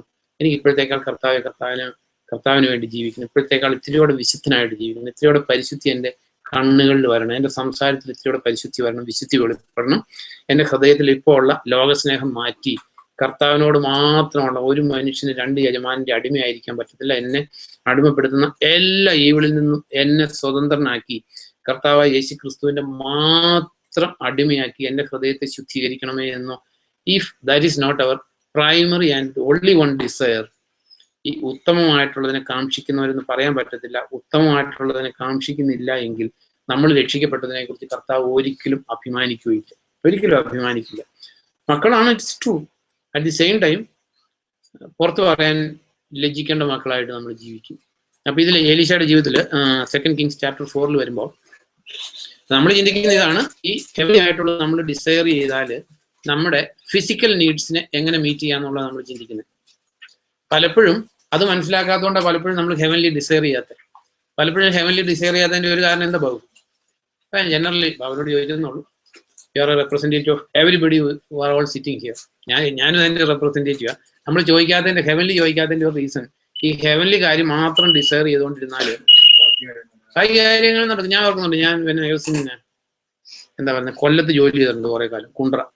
അപ്പോൾ കുറേ ഇങ്ങനെയുള്ള ചെറുപ്പക്കാർ പിള്ളേരാണ്, ഞാനും ചെറുപ്പമായിരുന്നു, ചെറുപ്പക്കാർ അതിനേക്കാൾ ചെറുപ്പക്കാർ പിള്ളേർ വരും. അപ്പോൾ എന്നോട് ചോദിക്കുന്ന അച്ഛാ, നമ്മൾ ഈ കർത്താവിൻ്റെ ഇഷ്ടം മാത്രം എന്ന് പറഞ്ഞുകൊണ്ടിരുന്നാൽ, സപ്പോസ് നമുക്ക് കല്യാണം വരുമ്പോൾ നമുക്ക് ഒരു രീതിയിൽ ഇഷ്ടമല്ലാത്തൊരു പെണ്ണിനെ കർത്താവ് കൊണ്ടുവരുന്നതെന്ന് ഇരിക്കട്ടെ, എങ്ങനെ നമ്മൾ അഡ്ജസ്റ്റ് ചെയ്യും? പിള്ളേർ ചോദിച്ചിട്ടുള്ള ചോദ്യങ്ങളാണ് ഇത്. ആ പിള്ളേർ വളരെ ഫ്രാങ്ക് ആയതുകൊണ്ട് ചോദിച്ചത് നമ്മുടെ എല്ലാവരുടെയും ചോദ്യം ഇത്. ഈ കർത്താവ് എന്ന് പറഞ്ഞുകൊണ്ടിരുന്നാലും നമ്മുടെ ബാക്കി കാര്യങ്ങൾ എങ്ങനെ നോക്ക്. Lord is the only one match maker. അതായത് ബെസ്റ്റ് ആയിട്ടുള്ള മാച്ചിനെ മേക്ക് ചെയ്തിട്ടുള്ളത് ദൈവം മാത്രമേ ഉള്ളൂ. നമുക്ക് ഒരു രീതിയിലും അഡ്ജസ്റ്റ് ചെയ്യാൻ പറ്റാത്ത മാച്ചിനെ ആയിരിക്കും ഒരാജ് കൊണ്ടുവരുന്നത് ദൈവം. പിന്നെ എങ്ങനെയുള്ളതായിരിക്കും കൊണ്ടുവരുന്നത്? അതായത് നമുക്ക് ഏറ്റവും ബെസ്റ്റ് ആയിട്ടുള്ളൂ. പക്ഷെ നമ്മൾ പലപ്പോഴും എങ്ങനെയായിരിക്കും, നമ്മുടെ മനസ്സ് എങ്ങനെയായിരിക്കും?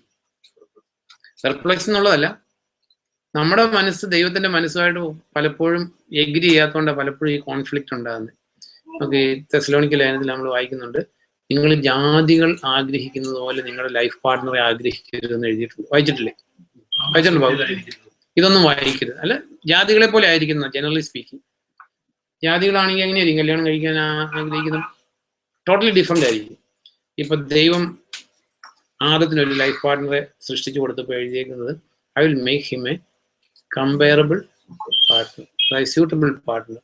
ദൈവം പിന്നീട് കല്യാണം നടത്തിയത് ഇസാഖിന്റെ കല്യാണം, Bible as per Bible record. അതും അത്ഭുതകരമായിട്ട് ദൈവം നടത്തി. അപ്പൊ നമ്മുടെ ജീവിതത്തിൽ നമ്മൾ അറിയേണ്ട ഒരു കാര്യം, ഹെവൻലി തിങ്സ് ഡിസയർ ചെയ്യുമ്പോൾ നമ്മുടെ മെറ്റീരിയൽ നീഡ്സും ലോകത്തിലെ കാര്യങ്ങൾ എങ്ങനെ നടക്കും എന്ന് നമ്മൾ ചിന്തിക്കുന്നത് നമ്മുടെ ലാക്ക് ഓഫ് നോളജ് കൊണ്ടാണ്. കാരണം ഇത് ഫുൾ കവർ ഉള്ള ഒരു പാക്കേജാണ് ദൈവത്തിന്റെ. ഹെവൻലി തിങ്സ് ഡിസയർ ചെയ്യുമ്പോൾ മുന്നമേ അവിടുത്തെ രാജ്യം, അവിടുത്തെ നീതി അന്വേഷിക്കുമ്പോൾ that will take care of everything. അപ്പൊ ബാബു വായിക്കും, സെക്കൻഡ് കിങ്സ് 4:1 തുടങ്ങി വായിക്കുമ്പോൾ, പ്രവാചക സംഘത്തിൽപ്പെട്ട ഒരാളുടെ ഭാര്യ എലിശായോട് കരഞ്ഞു പറഞ്ഞു, അങ്ങയുടെ ദാസനായ എന്റെ ഭർത്താവ് മരിച്ചുപോയി. അങ്ങയുടെ ദാസൻ ദൈവഭയമുള്ളവനായിരുന്നു എന്ന് അങ്ങേക്ക് അറിയാമല്ലോ. പക്ഷെ കടം നൽകിയിരുന്നവൻ എന്റെ 2 കുട്ടികളെ അടിമകളായി കൊണ്ടുപോകാൻ വന്നിരിക്കുന്നു. എലീശ ചോദിച്ചു, ഞാൻ നിനക്ക് വേണ്ടി എന്താണ് ചെയ്യേണ്ടത്? പറയൂ, നിനക്ക് വീട്ടിൽ എന്തുണ്ട്? അവൾ പറഞ്ഞു, അങ്ങയുടെ ദാസിക്ക് വീട്ടിൽ ഒരു ഭരണി എണ്ണയല്ലാതെ ഒന്നുമില്ല. എലീശ പറഞ്ഞു, നീ പുറത്തിറങ്ങി നിന്റെ അയൽക്കാരിൽ നിന്നെല്ലാം കാലിപ്പാത്രങ്ങൾ കടം വാങ്ങുക. പാത്രങ്ങൾ കുറഞ്ഞു പോകരുത്. പിന്നെ നീയും നിന്റെ പുത്രന്മാരും അകത്ത് കടന്ന് വാതിലടയ്ക്കുക. ഈ പാത്രങ്ങളിൽ എല്ലാം എണ്ണ ഒഴിക്കുക. നിറയുന്ന പാത്രം മാറ്റി വയ്ക്കുക. അങ്ങനെ അവൾ അയാളുടെ അടുക്കൽ നിന്ന് പോയി. അവളും പുത്രന്മാരും ഉള്ളിൽ കടന്ന് വാതിലടച്ചു.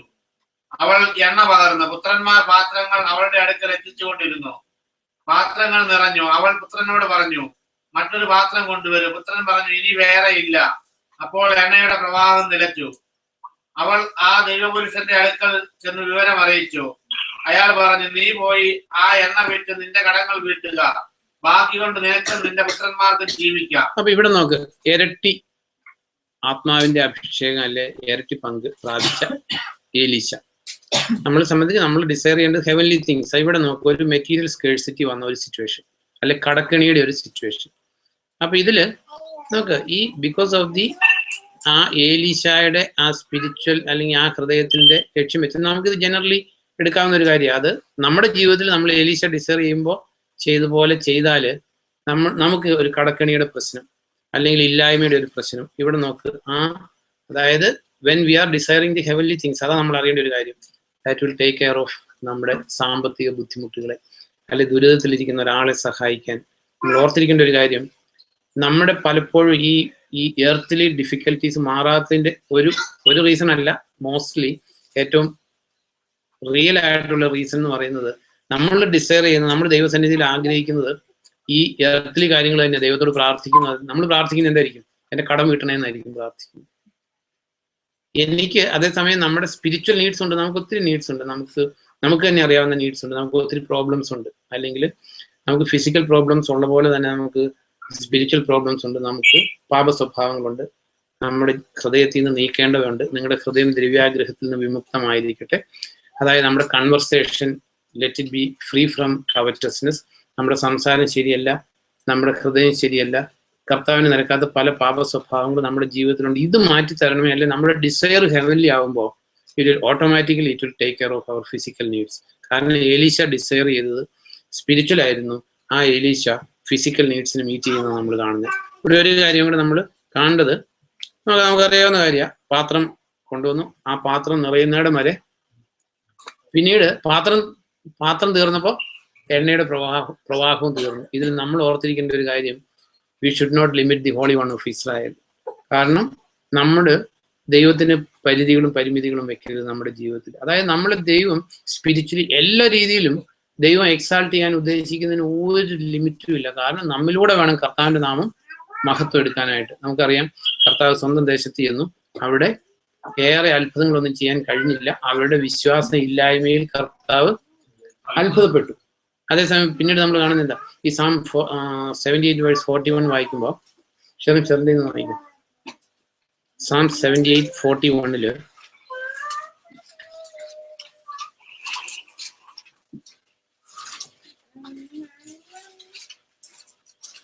Yes, again and again they tempted God and limited the Holy One of Israel. അതെ, അവര് ഇസ്രായേലിന്റെ ദൈവത്തെ ലിമിറ്റ് ചെയ്തു. അപ്പൊ നമ്മുടെ ജീവിതത്തിൽ ഇത് സംഭവിക്കരുത്. ഇവര് ആ പാത്രം തീർന്നപ്പോൾ എണ്ണയുടെ പ്രവാഹവും നിലച്ചു എന്ന് പറഞ്ഞേക്കുന്ന പോലെ, നമുക്ക് കർത്താവിന് വേണ്ടി നമ്മൾ ഡിസയർ ചെയ്യുന്ന അപ്പർ ലിമിറ്റ്സിന് ഒരിക്കലും പരിധികൾ വെക്കരുത്. To desire great things. ഏതോ ഭക്തനായിട്ടുള്ള മനുഷ്യൻ പറഞ്ഞിട്ടുണ്ട്, desire great things and expect great things from the Lord.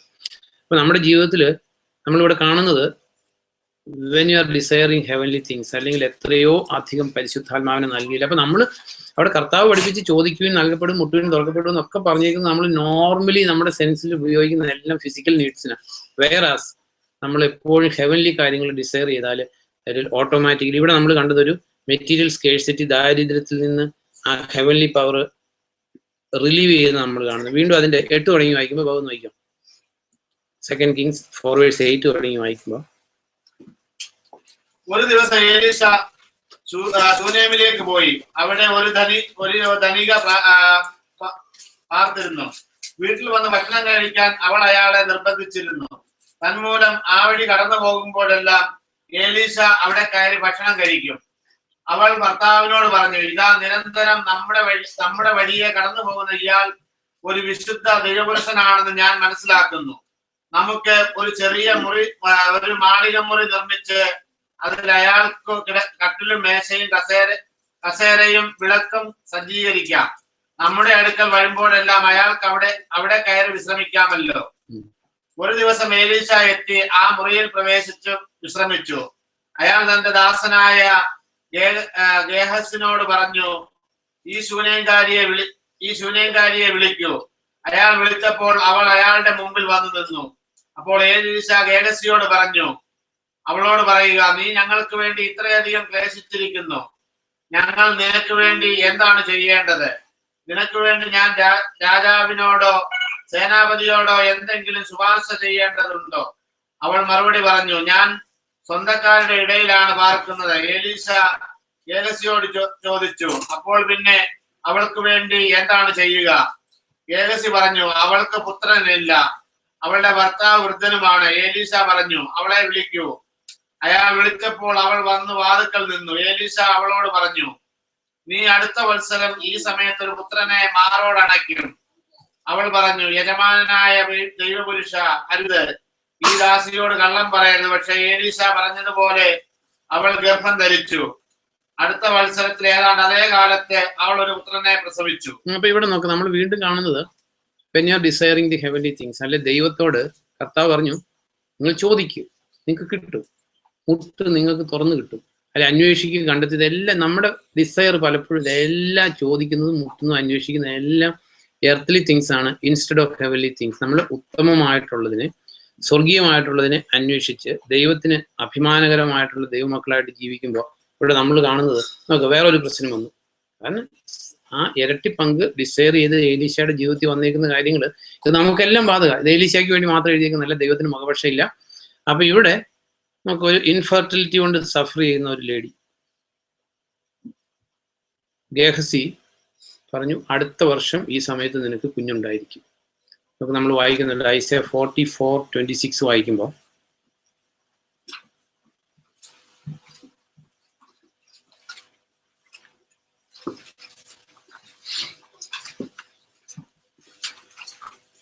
അത് കിട്ടിയോ? വായിക്കോ. 44:26.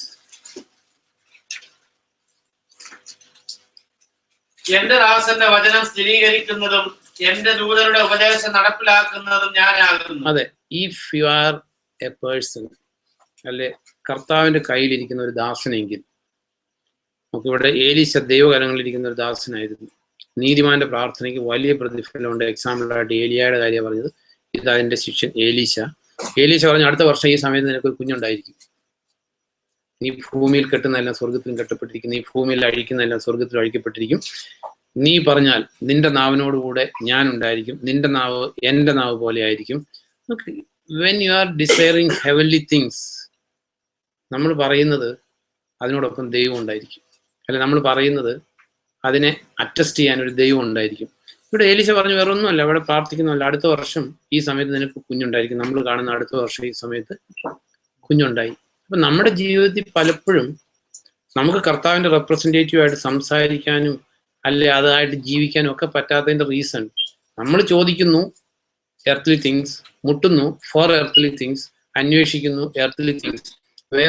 when you are desiring heavenly things, Lord will be with us. അപ്പൊ നമ്മുടെ ജീവിതത്തിൽ നമ്മുടെ ചിന്തിച്ചത് മറക്കരുത്. നമ്മുടെ ഹൃദയ ലക്ഷ്യങ്ങളെ വ്യക്തമായിട്ട് അറിയാവുന്ന ഒരു ദൈവം, നമ്മുടെ ഹൃദയ ലക്ഷ്യങ്ങൾ മുഴുവൻ കർത്താവിനെ സംബന്ധിച്ച്, കർത്താവിനെ ചുറ്റിപ്പറ്റി കർത്താവുമായിട്ട് റിലേറ്റഡ് ആണെങ്കിൽ automatically that will take care of earthly things.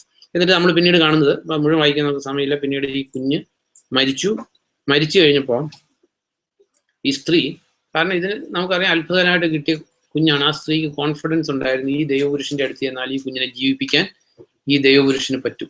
അതുകൊണ്ട് നമ്മളിവിടെ വായിക്കുമ്പോൾ നമുക്ക് സ്ട്രേഞ്ച് ആയിട്ട് തോന്നും, ഭർത്താവിനെ പോലും അറിയിക്കാതെ ആ കുഞ്ഞിനെ അവിടെ കിടത്തിയിട്ട് നേരെ ദൈവപുരുഷന്റെ അടുത്തേക്ക് പോയി. ചെന്ന് കഴിഞ്ഞപ്പോഴാണ് ഏലീശ അറിയുന്നത് ഈ കുഞ്ഞ് മരിച്ച കാര്യം. എന്നിട്ട് അതിനകത്ത് ശ്രദ്ധിക്കേണ്ട ഒരു കാര്യമുണ്ട്, നമ്മൾ ശ്രദ്ധിക്കേണ്ട ഒരു കാര്യം. ബാബു ഒന്ന് വായിക്കോ, അതിന്റെ 27 പെട്ടെന്ന് വായിക്കോ. അവൾ പർവ്വതത്തിൽ ദൈവപുരുഷന്റെ അടുക്കലെത്തി അയാളുടെ കാലിൽ കെട്ടിപ്പിടിച്ചു. ഗേഹസി അവളെ തള്ളി മാറ്റാൻ മുന്നോട്ടാഞ്ഞു. പക്ഷേ ദൈവപുരുഷൻ പറഞ്ഞു, അവളെ വിടൂ, അവൾ കഠിന ദുഃഖത്തിലാണ്. കർത്താവ് അത് എന്നെ അറിയിക്കാതെ മറച്ചു വെച്ചു. ആ സ്ത്രീ ചോദിച്ചു, എന്റെ യജമാനനെ, ഞാൻ ഒരു പുത്രനെ ആവശ്യപ്പെട്ടുവോ? എന്നെ വഞ്ചിക്കരുതെന്ന് ഞാൻ പറഞ്ഞില്ലേ? ഏലീശ ഗേഹസിയോട് പറഞ്ഞു, നീ അരമുറുക്കി എന്റെ വടി കയ്യിലെടുത്ത് പോകുക. ആരെങ്കിലും കണ്ടുമുട്ടിയാൽ അഭിവാദനം ചെയ്യരുത്, ആരെങ്കിലും അഭിവാദനം ചെയ്താൽ പ്രത്യഭിവാദനം ചെയ്യരുത്. എന്റെ വടി കുട്ടിയുടെ മുഖത്ത് വയ്ക്കണം. കുട്ടിയുടെ അമ്മ പറഞ്ഞു, ജീവനുള്ള കർത്താവാണ് അങ്ങാണ്, ഞാൻ അങ്ങയെ വിട്ടുപോകയില്ല. തന്മൂലം അയാൾ എഴുന്നേറ്റ് അവളെ അനുഗമിച്ചു. ഗേഹസി മുമ്പേ പോയി വടി കുട്ടിയുടെ മുഖത്ത് വെച്ചു. പക്ഷേ ശബ്ദമോ ജീവന്റെ അടയാളമോ ഉണ്ടായില്ല. അതുകൊണ്ട് ഗേഹസി മടങ്ങി വന്ന് ഏലീശായോട് പറഞ്ഞു, കുട്ടി ഉണർന്നില്ല.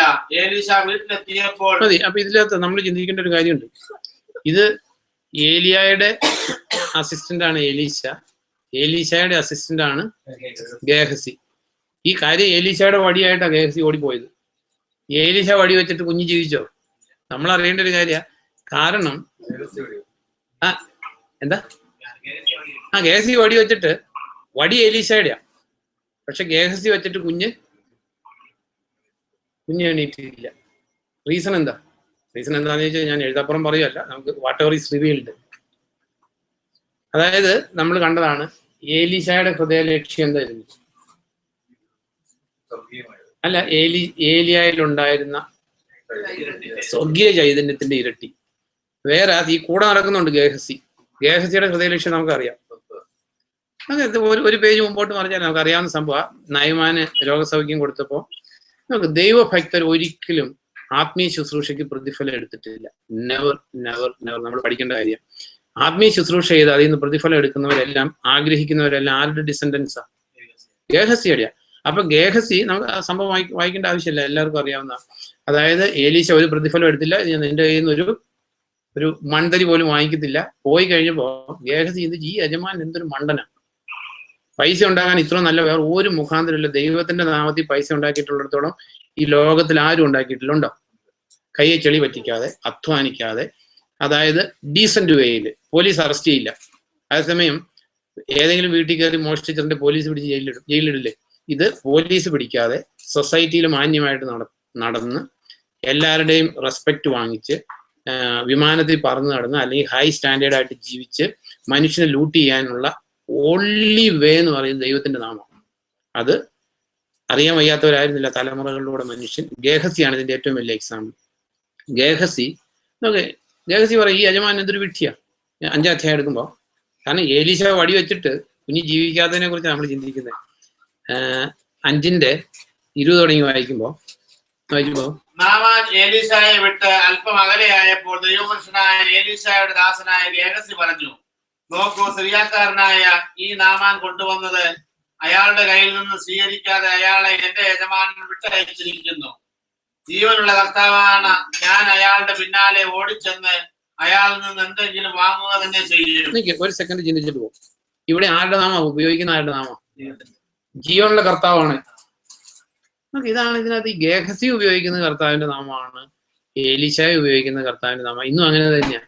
ഗേഹസിമാർ ഉപയോഗിക്കുന്ന കർത്താവിന്റെ നാമമാണ്, ഏലീശമാർ ഉപയോഗിക്കുന്നത് കർത്താവിന്റെ നാമം. ഓൺലി ഡിഫറൻസ് ഇന്ന് ഏലീശമാർ വളരെ കുറവാന്നേ ഉള്ളൂ, ഗേഹസിമാർ ഇഷ്ടം പോലെയുണ്ട്. ഗേഹസി പറയുന്ന കേട്ടോ, നോക്ക്, അയാളുടെ കയ്യിൽ നിന്ന് ഒന്നും സ്വീകരിക്കാതെ യജമാനൻ അയാളെ വിട്ടയച്ചിരിക്കുന്നു. ജീവനുള്ള കർത്താവാണ്. പറയാൻ ഒരു ഭയവും ഇല്ല. ഈ ദ്രവ്യാഗ്രഹം വന്നാൽ മനുഷ്യൻ അന്ധനാവും. നമ്മൾ അറിയേണ്ട ഒരു കാര്യമാണ്. നമുക്ക് ദ്രവ്യത്തെ സ്നേഹിക്കുന്ന ആൾക്കാർ ജനറൽ ആയിട്ട് എടുത്തു, യു ടേക്ക് എനി XYZ. പണത്തെ സ്നേഹിക്കുന്ന ഭർത്താവ് ഭാര്യയെ സ്നേഹിക്കുന്നുണ്ടാകത്തില്ല. പണത്തെ സ്നേഹിക്കുന്ന ഭാര്യ ഭർത്താവിനെ സ്നേഹിക്കുന്നുണ്ടാകത്തില്ല. പണത്തെ സ്നേഹിക്കുന്ന അപ്പനും അമ്മയും മക്കളെ സ്നേഹിക്കുന്നുണ്ടാകത്തില്ല. ഡെഫിനറ്റ്ലി. അതായത് ഈവൻ മക്കളുടെ ഒരു നീടി പോലും ഏറ്റവും കുറഞ്ഞ ചെലവിൽ എങ്ങനെ കാര്യം നടത്താമെന്നായിരിക്കും അപ്പനും അമ്മയും ചിന്തിക്കുന്നില്ല, അപ്പൻ ചിന്തിക്കുന്നു.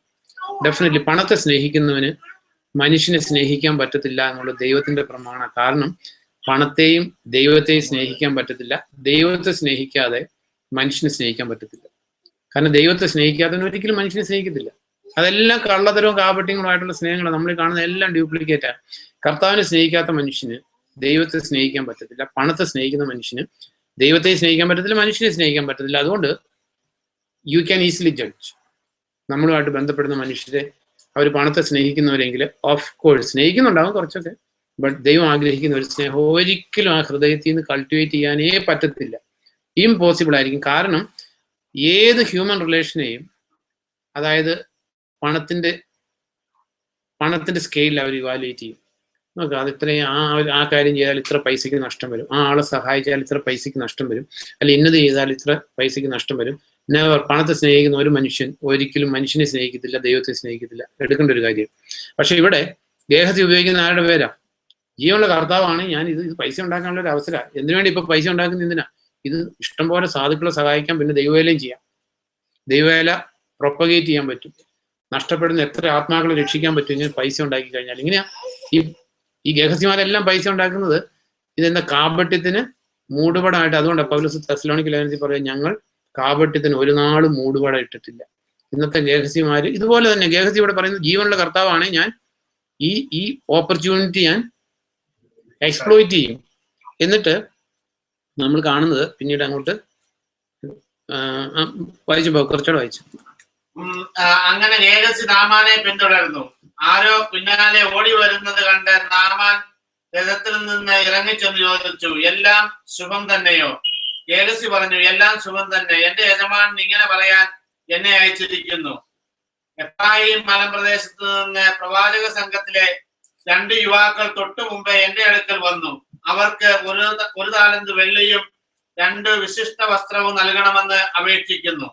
നാമാൻ പറഞ്ഞു, ദയവായി 2 താലന്ത് സ്വീകരിച്ചാലും. അയാൾ നിർബന്ധപൂർവം 2 താലന്ത് വെള്ളി 2 സഞ്ചിയിലായി കെട്ടി 2 വിശിഷ്ട വസ്ത്രത്തോടുകൂടെ തന്റെ ദാസരുടെ ചുമലിൽ വെച്ചു. അവർ ചുമടുമായി ഗേഹസിയുടെ മുമ്പിൽ നടന്നു. മലയിൽ എത്തിയപ്പോൾ ഗേഹസി അവരുടെ കയ്യിൽ നിന്ന് വാങ്ങി തന്റെ ഭവനത്തിൽ വെച്ചു. പിന്നെ അയാൾ ആ ദാസരെ യാത്രയാക്കി. അവർ സ്ഥലം വിട്ടു. ഗേഹസി അകത്ത് കടന്ന് യജമാനന്റെ സന്നിധിയിലെത്തി. അപ്പോൾ ഏലീശ ചോദിച്ചു, ഗേഹസി, നീ എവിടെയായിരുന്നു? അയാൾ മറുപടി പറഞ്ഞു, അങ്ങയുടെ ദാസൻ എങ്ങും പോയില്ല. അപ്പോൾ ഏലീശ ചോദിച്ചു, ആ മനുഷ്യൻ നിന്നെ സ്വീകരിക്കാൻ രഥത്തിൽ നിന്ന് ഇറങ്ങിയപ്പോൾ എന്റെ ആത്മാവ് നിന്റെ കൂടെ ഇല്ലായിരുന്നുവോ? പണം, വസ്ത്രങ്ങൾ, ഒലിവ് തോട്ടങ്ങൾ, മുന്തിരിത്തോട്ടങ്ങൾ, ചെമ്മരിയാടുകൾ, കാളകൾ, ദാസീദാസന്മാർ എന്നിവയെല്ലാം സമ്പാദിക്കാൻ ഇതായിരുന്ന സമയം.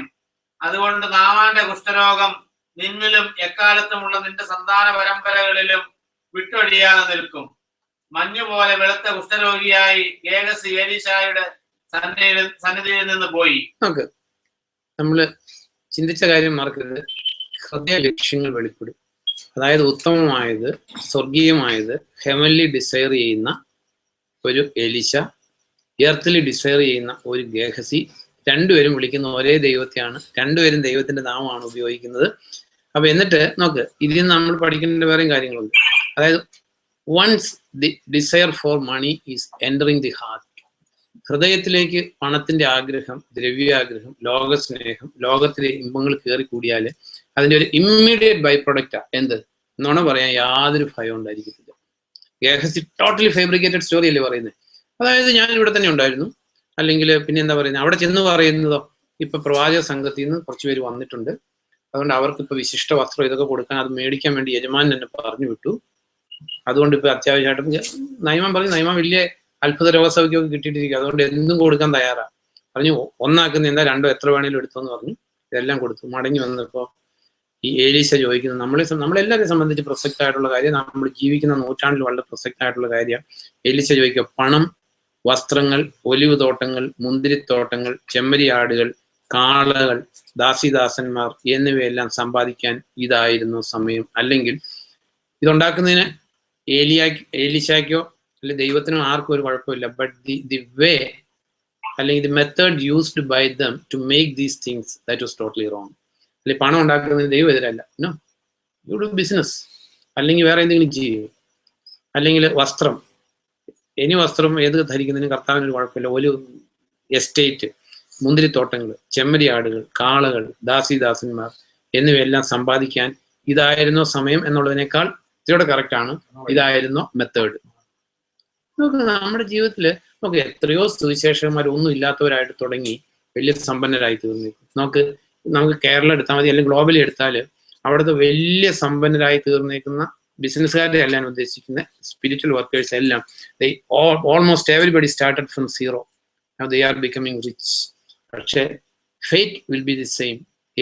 ഏലീശയുടെ ഫെയ്റ്റും ഗേഹസിയുടെ ഫെയ്റ്റ്. ഗേഹസി എങ്ങനെയാ ഏലീശയുടെ മുമ്പിൽ നിന്ന് കുഷ്ഠരോഗിയായിട്ട് പോയി. അത് ഏലീശ മാത്രമല്ല കുഷ്ഠരോഗിയായത്, ഗേഹസി മാത്രമല്ല കുഷ്ഠരോഗിയായത്. ഇവിടെ പറയുന്നത് എന്താ? അതുകൊണ്ട് നാമാന്റെ കുഷ്ഠരോഗം നിന്നിലായിരുന്നെങ്കിൽ സാരമില്ലായിരുന്നു, നിന്നിലും എക്കാലത്തുമുള്ള നിന്റെ സന്താന പരമ്പരകളിലും വിട്ടൊഴിയാതെ നിൽക്കും. ആലോചിച്ച് നോക്കും, നമ്മൾ കർത്താവിന്റെ നാമത്തെ ദുരുപയോഗം ചെയ്താൽ, പരിശുദ്ധമായിട്ടുള്ള നാമത്തെ ദുരുപയോഗം ചെയ്താൽ, ഹോളി ആൻഡ് റെവറന്റ് ആയിട്ടുള്ള നാമത്തെ ദുരുപയോഗം ചെയ്താൽ തലമുറകൾ നശിച്ചു പോകും. അതുകൊണ്ടാണ് ദൈവത്തെ അല്ലെങ്കിൽ മക്കളെ യഥാർത്ഥമായിട്ട് സ്നേഹിക്കുന്നുവെങ്കിൽ that is only one way to serve lord faithfully.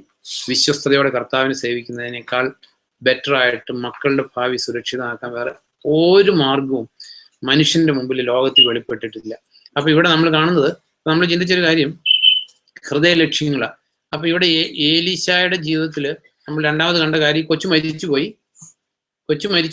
നമ്മൾ ആ മരിച്ച കൊച്ചിനെ ജീവൻ ദൈവത്തിൽ നിന്ന് പിടിച്ചു വാങ്ങിക്കൊടുക്കാൻ ഏലീശായുടെ ഹൃദയത്തിന് ഏലീശായുടെ ഹൃദയം സ്പിരിച്വൽ പവറിന് സ്ട്രെങ്ത് ഉണ്ടായിരുന്നു.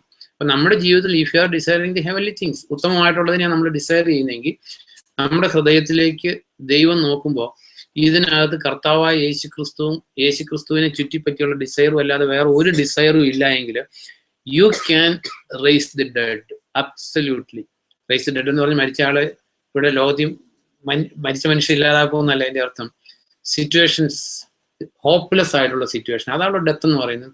നമ്മൾ വായിക്കുന്നുണ്ട്, കർത്താവ് ജെയ്റോസിന്റെ മകളെ ഉയർപ്പിക്കുന്ന സമയത്ത് കർത്താവിനെ വിളിക്കാനായിട്ട് ആൾക്കാർ വന്നു. സെക്കൻഡ് ടീം വന്ന് പറഞ്ഞു, ഇനി ഗുരുവിനെ ബുദ്ധിമുട്ടിക്കണ്ട, കുഞ്ഞ് മരിച്ചുപോയി. ഇവിടെ എഴുതിയേക്കുന്ന ഒരു വേർഡുണ്ട്, ഞാൻ എന്നും പറയുന്ന എന്താന്ന് പറയുമ്പോ, അവർ പറഞ്ഞത് ഗൗനിക്കാതെ കർത്താവ് പറഞ്ഞു, വിശ്വസിച്ചാൽ മതി, നീ ദൈവത്തിന്റെ മഹത്വം കാണും എന്ന് പറഞ്ഞേക്കുന്ന പോലെ ഈ ലോകത്തിലെ ഏത് പ്രത്യാശയില്ലാത്ത സിറ്റുവേഷനും ജീവൻ കൊടുക്കാൻ, if you are desiring heavenly things and if you are living for the Lord, you will be able to. അല്ലെ നമ്മുടെ സാന്നിധ്യം ഏത് ഹോപ്പ്ലെസ് കേസിന് ജീവനുള്ളാക്കി തീർക്കാൻ തീർച്ചയായിട്ടും ദൈവം നമ്മളെ എടുത്ത് ഉപയോഗിക്കും. പക്ഷെ ഡിസയർ അഗെയിൻ ഹെവൻലി ആയിരിക്കണം. അല്ല ദൈവം നമ്മളെ എടുത്ത് ഉപയോഗിക്കുന്ന പറഞ്ഞാൽ നമുക്ക് പേരുണ്ടാക്കാനും പെരുമ ഉണ്ടാക്കാനും പ്രശസ്തി ഉണ്ടാക്കാനും ആയിരിക്കരുത്. As a slave of the lord. സ്ലേവിന് പേഴ്സണാലിറ്റി ഇല്ല. സ്ലേവിന്റെ പേഴ്സണാലിറ്റി യജമാന്റെ പേഴ്സണാലിറ്റിയാണ്. You have to stand behind the scene. അപ്പൊ അതില് ഇവിടെ നമ്മൾ കാണുന്നത്, അപ്പൊ ഈ മരിച്ച കുഞ്ഞിന് ജീവൻ കൊടുക്കാൻ എലീശയ്ക്ക് പറ്റി. അല്ലെങ്കിൽ ഇപ്പൊ നമ്മുടെ ജീവിതത്തിൽ ടോട്ടലി ഹോപ്പ്ലെസ് ആയിട്ടുള്ള സിറ്റുവേഷൻ, ചിലപ്പോൾ രോഗത്തിന്റെ പ്രശ്നമായിരിക്കും, ഇനി രക്ഷയില്ല എന്ന് ഡോക്ടർ പറഞ്ഞേക്കുന്നതായിരിക്കും, അല്ലെങ്കിൽ നമ്മുടെ തന്നെ ജീവിതത്തിൽ ചികിത്സയില്ലാത്ത രോഗങ്ങൾ, ക്രോണിക് രോഗങ്ങൾ പിടിച്ചു. ക്രോണിക് രോഗം എന്ന് ഈ വൈദ്യശാസ്ത്രം പറയുന്ന ക്രോണിക്, ദൈവം ഒരിക്കലും പറഞ്ഞിട്ടില്ല ഇത് ശരിയാക്കാൻ പറ്റില്ല അല്ലേ. സാധാരണ ചോദിക്കാറില്ലേ ഡോക്ടറെ അടുത്ത് ചെല്ലുമ്പോൾ എത്ര കാലമായിട്ടുണ്ട്. കർത്താവിന്റെ അടുത്ത് പലരും ചെന്നിട്ടുണ്ട്, അതായത് കുഷ്ഠരോഗികൾ ചെന്നിട്ടുണ്ട്. കർത്താവ് ചോദിച്ചിട്ടുണ്ട് എത്ര കാലമായിട്ട് സഫർ ചെയ്യുമെന്നോ. ഇതിന്റെ രോഗത്തിന്റെ പഴക്കമൊന്നും ദൈവസന്നിധിയിൽ ഒരു പ്രശ്നമല്ല. അപ്പൊ നമ്മൾ if you are living with heavenly ambitions, ഉത്തമമായതിൽ മാത്രം ഹൃദയം അർപ്പിച്ചു, അല്ലെങ്കിൽ നല്ലവ ചോദിക്കുന്നത് സ്പിരിച്വൽ കാര്യങ്ങളാണ് നമ്മുടെ ജീവിതത്തിലെ പ്രൈമറി ഡിസയർ എങ്കിൽ, നമ്മുടെ തന്നെ ജീവിതത്തിലെ മരിച്ച സിറ്റുവേഷൻസിന് ജീവൻ കൊടുക്കാൻ നമുക്ക് പറ്റും. ഇനി നമ്മളുമായിട്ട് ബന്ധപ്പെടുന്നവരുടെ ജീവിതത്തിലെ ഡെഡ് ഹോപ്പ്ലെസ്, അല്ലെങ്കിൽ ഒരു പ്രത്യാശയില്ലാതെ ഒരിക്കലും ശരിയാവില്ല എന്ന് വിചാരിച്ചിരിക്കുന്ന കേസുകൾ, അല്ലെങ്കിൽ ഒരു രക്ഷയില്ലാതെ ഇറ്റ് ഈസ് ഇമ്പോസിബിൾ എന്ന് വിചാരിച്ചിരിക്കുന്ന കാര്യങ്ങൾക്ക് ജീവൻ കൊടുത്ത് അതിനെ ഉയർപ്പിക്കാൻ നമുക്ക് ദൈവം പ്രാപ്തി തരും. വീണ്ടും നമ്മൾ എലീശയുടെ ജീവിതത്തിൽ കാണുന്നത് 4-ാം അധ്യായത്തിന്റെ അതിന്റെ 38 തുടങ്ങി വായിക്കുമ്പോൾ 11 വായിക്കും. അപ്പൊ ഇത് നമ്മൾ ഓർത്തിരിക്കണം. ഗേഹസി വടി വെച്ചപ്പോ കുഞ്ഞ് ജീവിച്ചോ? വടി എലീശയുടെ എന്ന് പറഞ്ഞേക്കുന്ന പോലെ തന്നെ നമ്മുടെ ഹൃദയം ദൈവസന്നിധി റൈറ്റ് അല്ലെങ്കിൽ ഈ വാഗ്ദത്തങ്ങളൊക്കെ വെറും ഈ വെള്ള പേജിലെ കറുത്ത ബ്ലാക്ക് സ്പോട്ട്സ് ആയിട്ട് അവിടെ ഇരിക്കത്തുള്ളൂ. ഇതൊന്നും വർക്കൗട്ട് ചെയ്യത്തില്ല. ഇതിന് ജീവൻ നൽകുന്നത് വിശ്വാസവും ദൈവത്തിന്റെ പരിശുദ്ധാത്മാവ്. നമ്മുടെ ജീവിതത്തിൽ ഇല്ല, നമ്മുടെ ജീവിതത്തിൽ മുഴുവൻ വേൾഡ്ലി ഡിസയർ ആണെങ്കിൽ ഈ ബൈബിൾ എഴുതി ഇങ്ങനെയൊക്കെ പറയേണ്ടി വരും. കാര്യം അങ്ങനെയൊക്കെ എഴുതിയിട്ടുണ്ട്, കാര്യം ഇങ്ങനെയൊക്കെ പറയും, എന്നാൽ നമ്മൾ ചെയ്യേണ്ടതെന്ന് പറഞ്ഞ് നടക്കുന്ന രീതിയിലുള്ള defeated failed Christian life lead ചെയ്യേണ്ടി വരും. You cannot lead A powerful Christian life. അല്ലെ എല്ലാറ്റിനെയും കാൽക്കീഴിലാക്കുന്ന ദാവീദ് പറഞ്ഞേക്കുന്നത് ഈ ശത്രുസേനയ്ക്കെതിരെ ഞാൻ പാഞ്ഞു ചെല്ലും, ഈ ദൈവത്താൽ ഞാൻ ഈ മതിൽ ചാടിക്കടക്കും. അല്ലെങ്കിൽ സിംഹത്തിന്റെയും കരടിയുടെയും കരങ്ങളിൽ നിന്ന് എന്നെ രക്ഷിച്ച ദൈവം സിംഹത്തിന്റെ മുമ്പിൽ ഗോലിയാത്ത് എന്താ? It's nothing. അതുകൊണ്ട് ദൈവത്തിന്റെ വചനം പറയുന്നത്, നിന്റെ ശത്രു വലിയവനാണല്ലോ എന്ന് നീ ഒരിക്കലും ചിന്തിക്കരുത്. ദൈവം നിനക്ക് വേണ്ടി ചെയ്ത വലിയ കാര്യങ്ങളെ കുറിച്ച് നീ മെഡിറ്റേറ്റ് ചെയ്യുക. എന്നിട്ട് എനിക്കൊന്ന് ഇൻസ്പയറിംഗ് ആയിട്ടുള്ള ഒരു വേർഡുണ്ട്, എരുതിയായിട്ട് നിന്റെ മുമ്പിൽ നീങ്ങുന്നത് നിന്റെ ദൈവമായ കർത്താവാണ്. എരുതി കണ്ടിട്ടുള്ളവർക്കറിയാം, കാട്ടുതീ പിടിക്കുമ്പോൾ ഒരു പൊട്ടലോട് കൂടി തീ പ്രൊസീഡ് ചെയ്യുന്ന കണ്ടേക്കുന്ന പോലെ, അതായത് എരുതിയായിട്ട് നിന്റെ മുമ്പിൽ സഞ്ചരിക്കുന്നത് നിന്റെ ദൈവമായ കർത്താവാണല്ലോ. ക്ഷാമം ഉണ്ടായപ്പോൾ എലീശ വീണ്ടും ഗിൽഗാലിലേക്ക് പോയി. പ്രവാചക സംഘം തന്റെ മുമ്പിൽ ഇരിക്കുമ്പോൾ അയാൾ ദാസനോട് പറഞ്ഞു, വലിയ കലം അടുപ്പത്ത് വെച്ച് പ്രവാചക സംഘത്തിന് പായസം ഉണ്ടാക്കുക. അവരിൽ ഒരാൾ സസ്യങ്ങൾ ശേഖരിക്കാൻ വയലിലേക്ക് പോയി. അവിടെ അയാൾ ഒരു കാട്ടുവള്ളി കണ്ടു. അതിൽ നിന്ന് മടി നിറയെ കാട്ടുകനികൾ അയാൾ ശേഖരിച്ചു. അയാൾ വന്ന് എന്താണെന്നറിയാതെ അവ അരിഞ്ഞ് പായസക്കലത്തിലിട്ടു. അവർ അത് ആളുകൾക്ക് വിളമ്പിക്കൊടുത്തു. പായസം രുചിച്ചു നോക്കിയ ഉടനെ അവർ വിളിച്ചു പറഞ്ഞു, ദൈവപുരുഷ, മരണമാണ് കലത്തിലുള്ളത്. അവർക്കത് കുടിക്കാൻ കഴിഞ്ഞില്ല. കുറെ മാവ് കൊണ്ടുവരൂ എന്ന് എലീശ പറഞ്ഞു.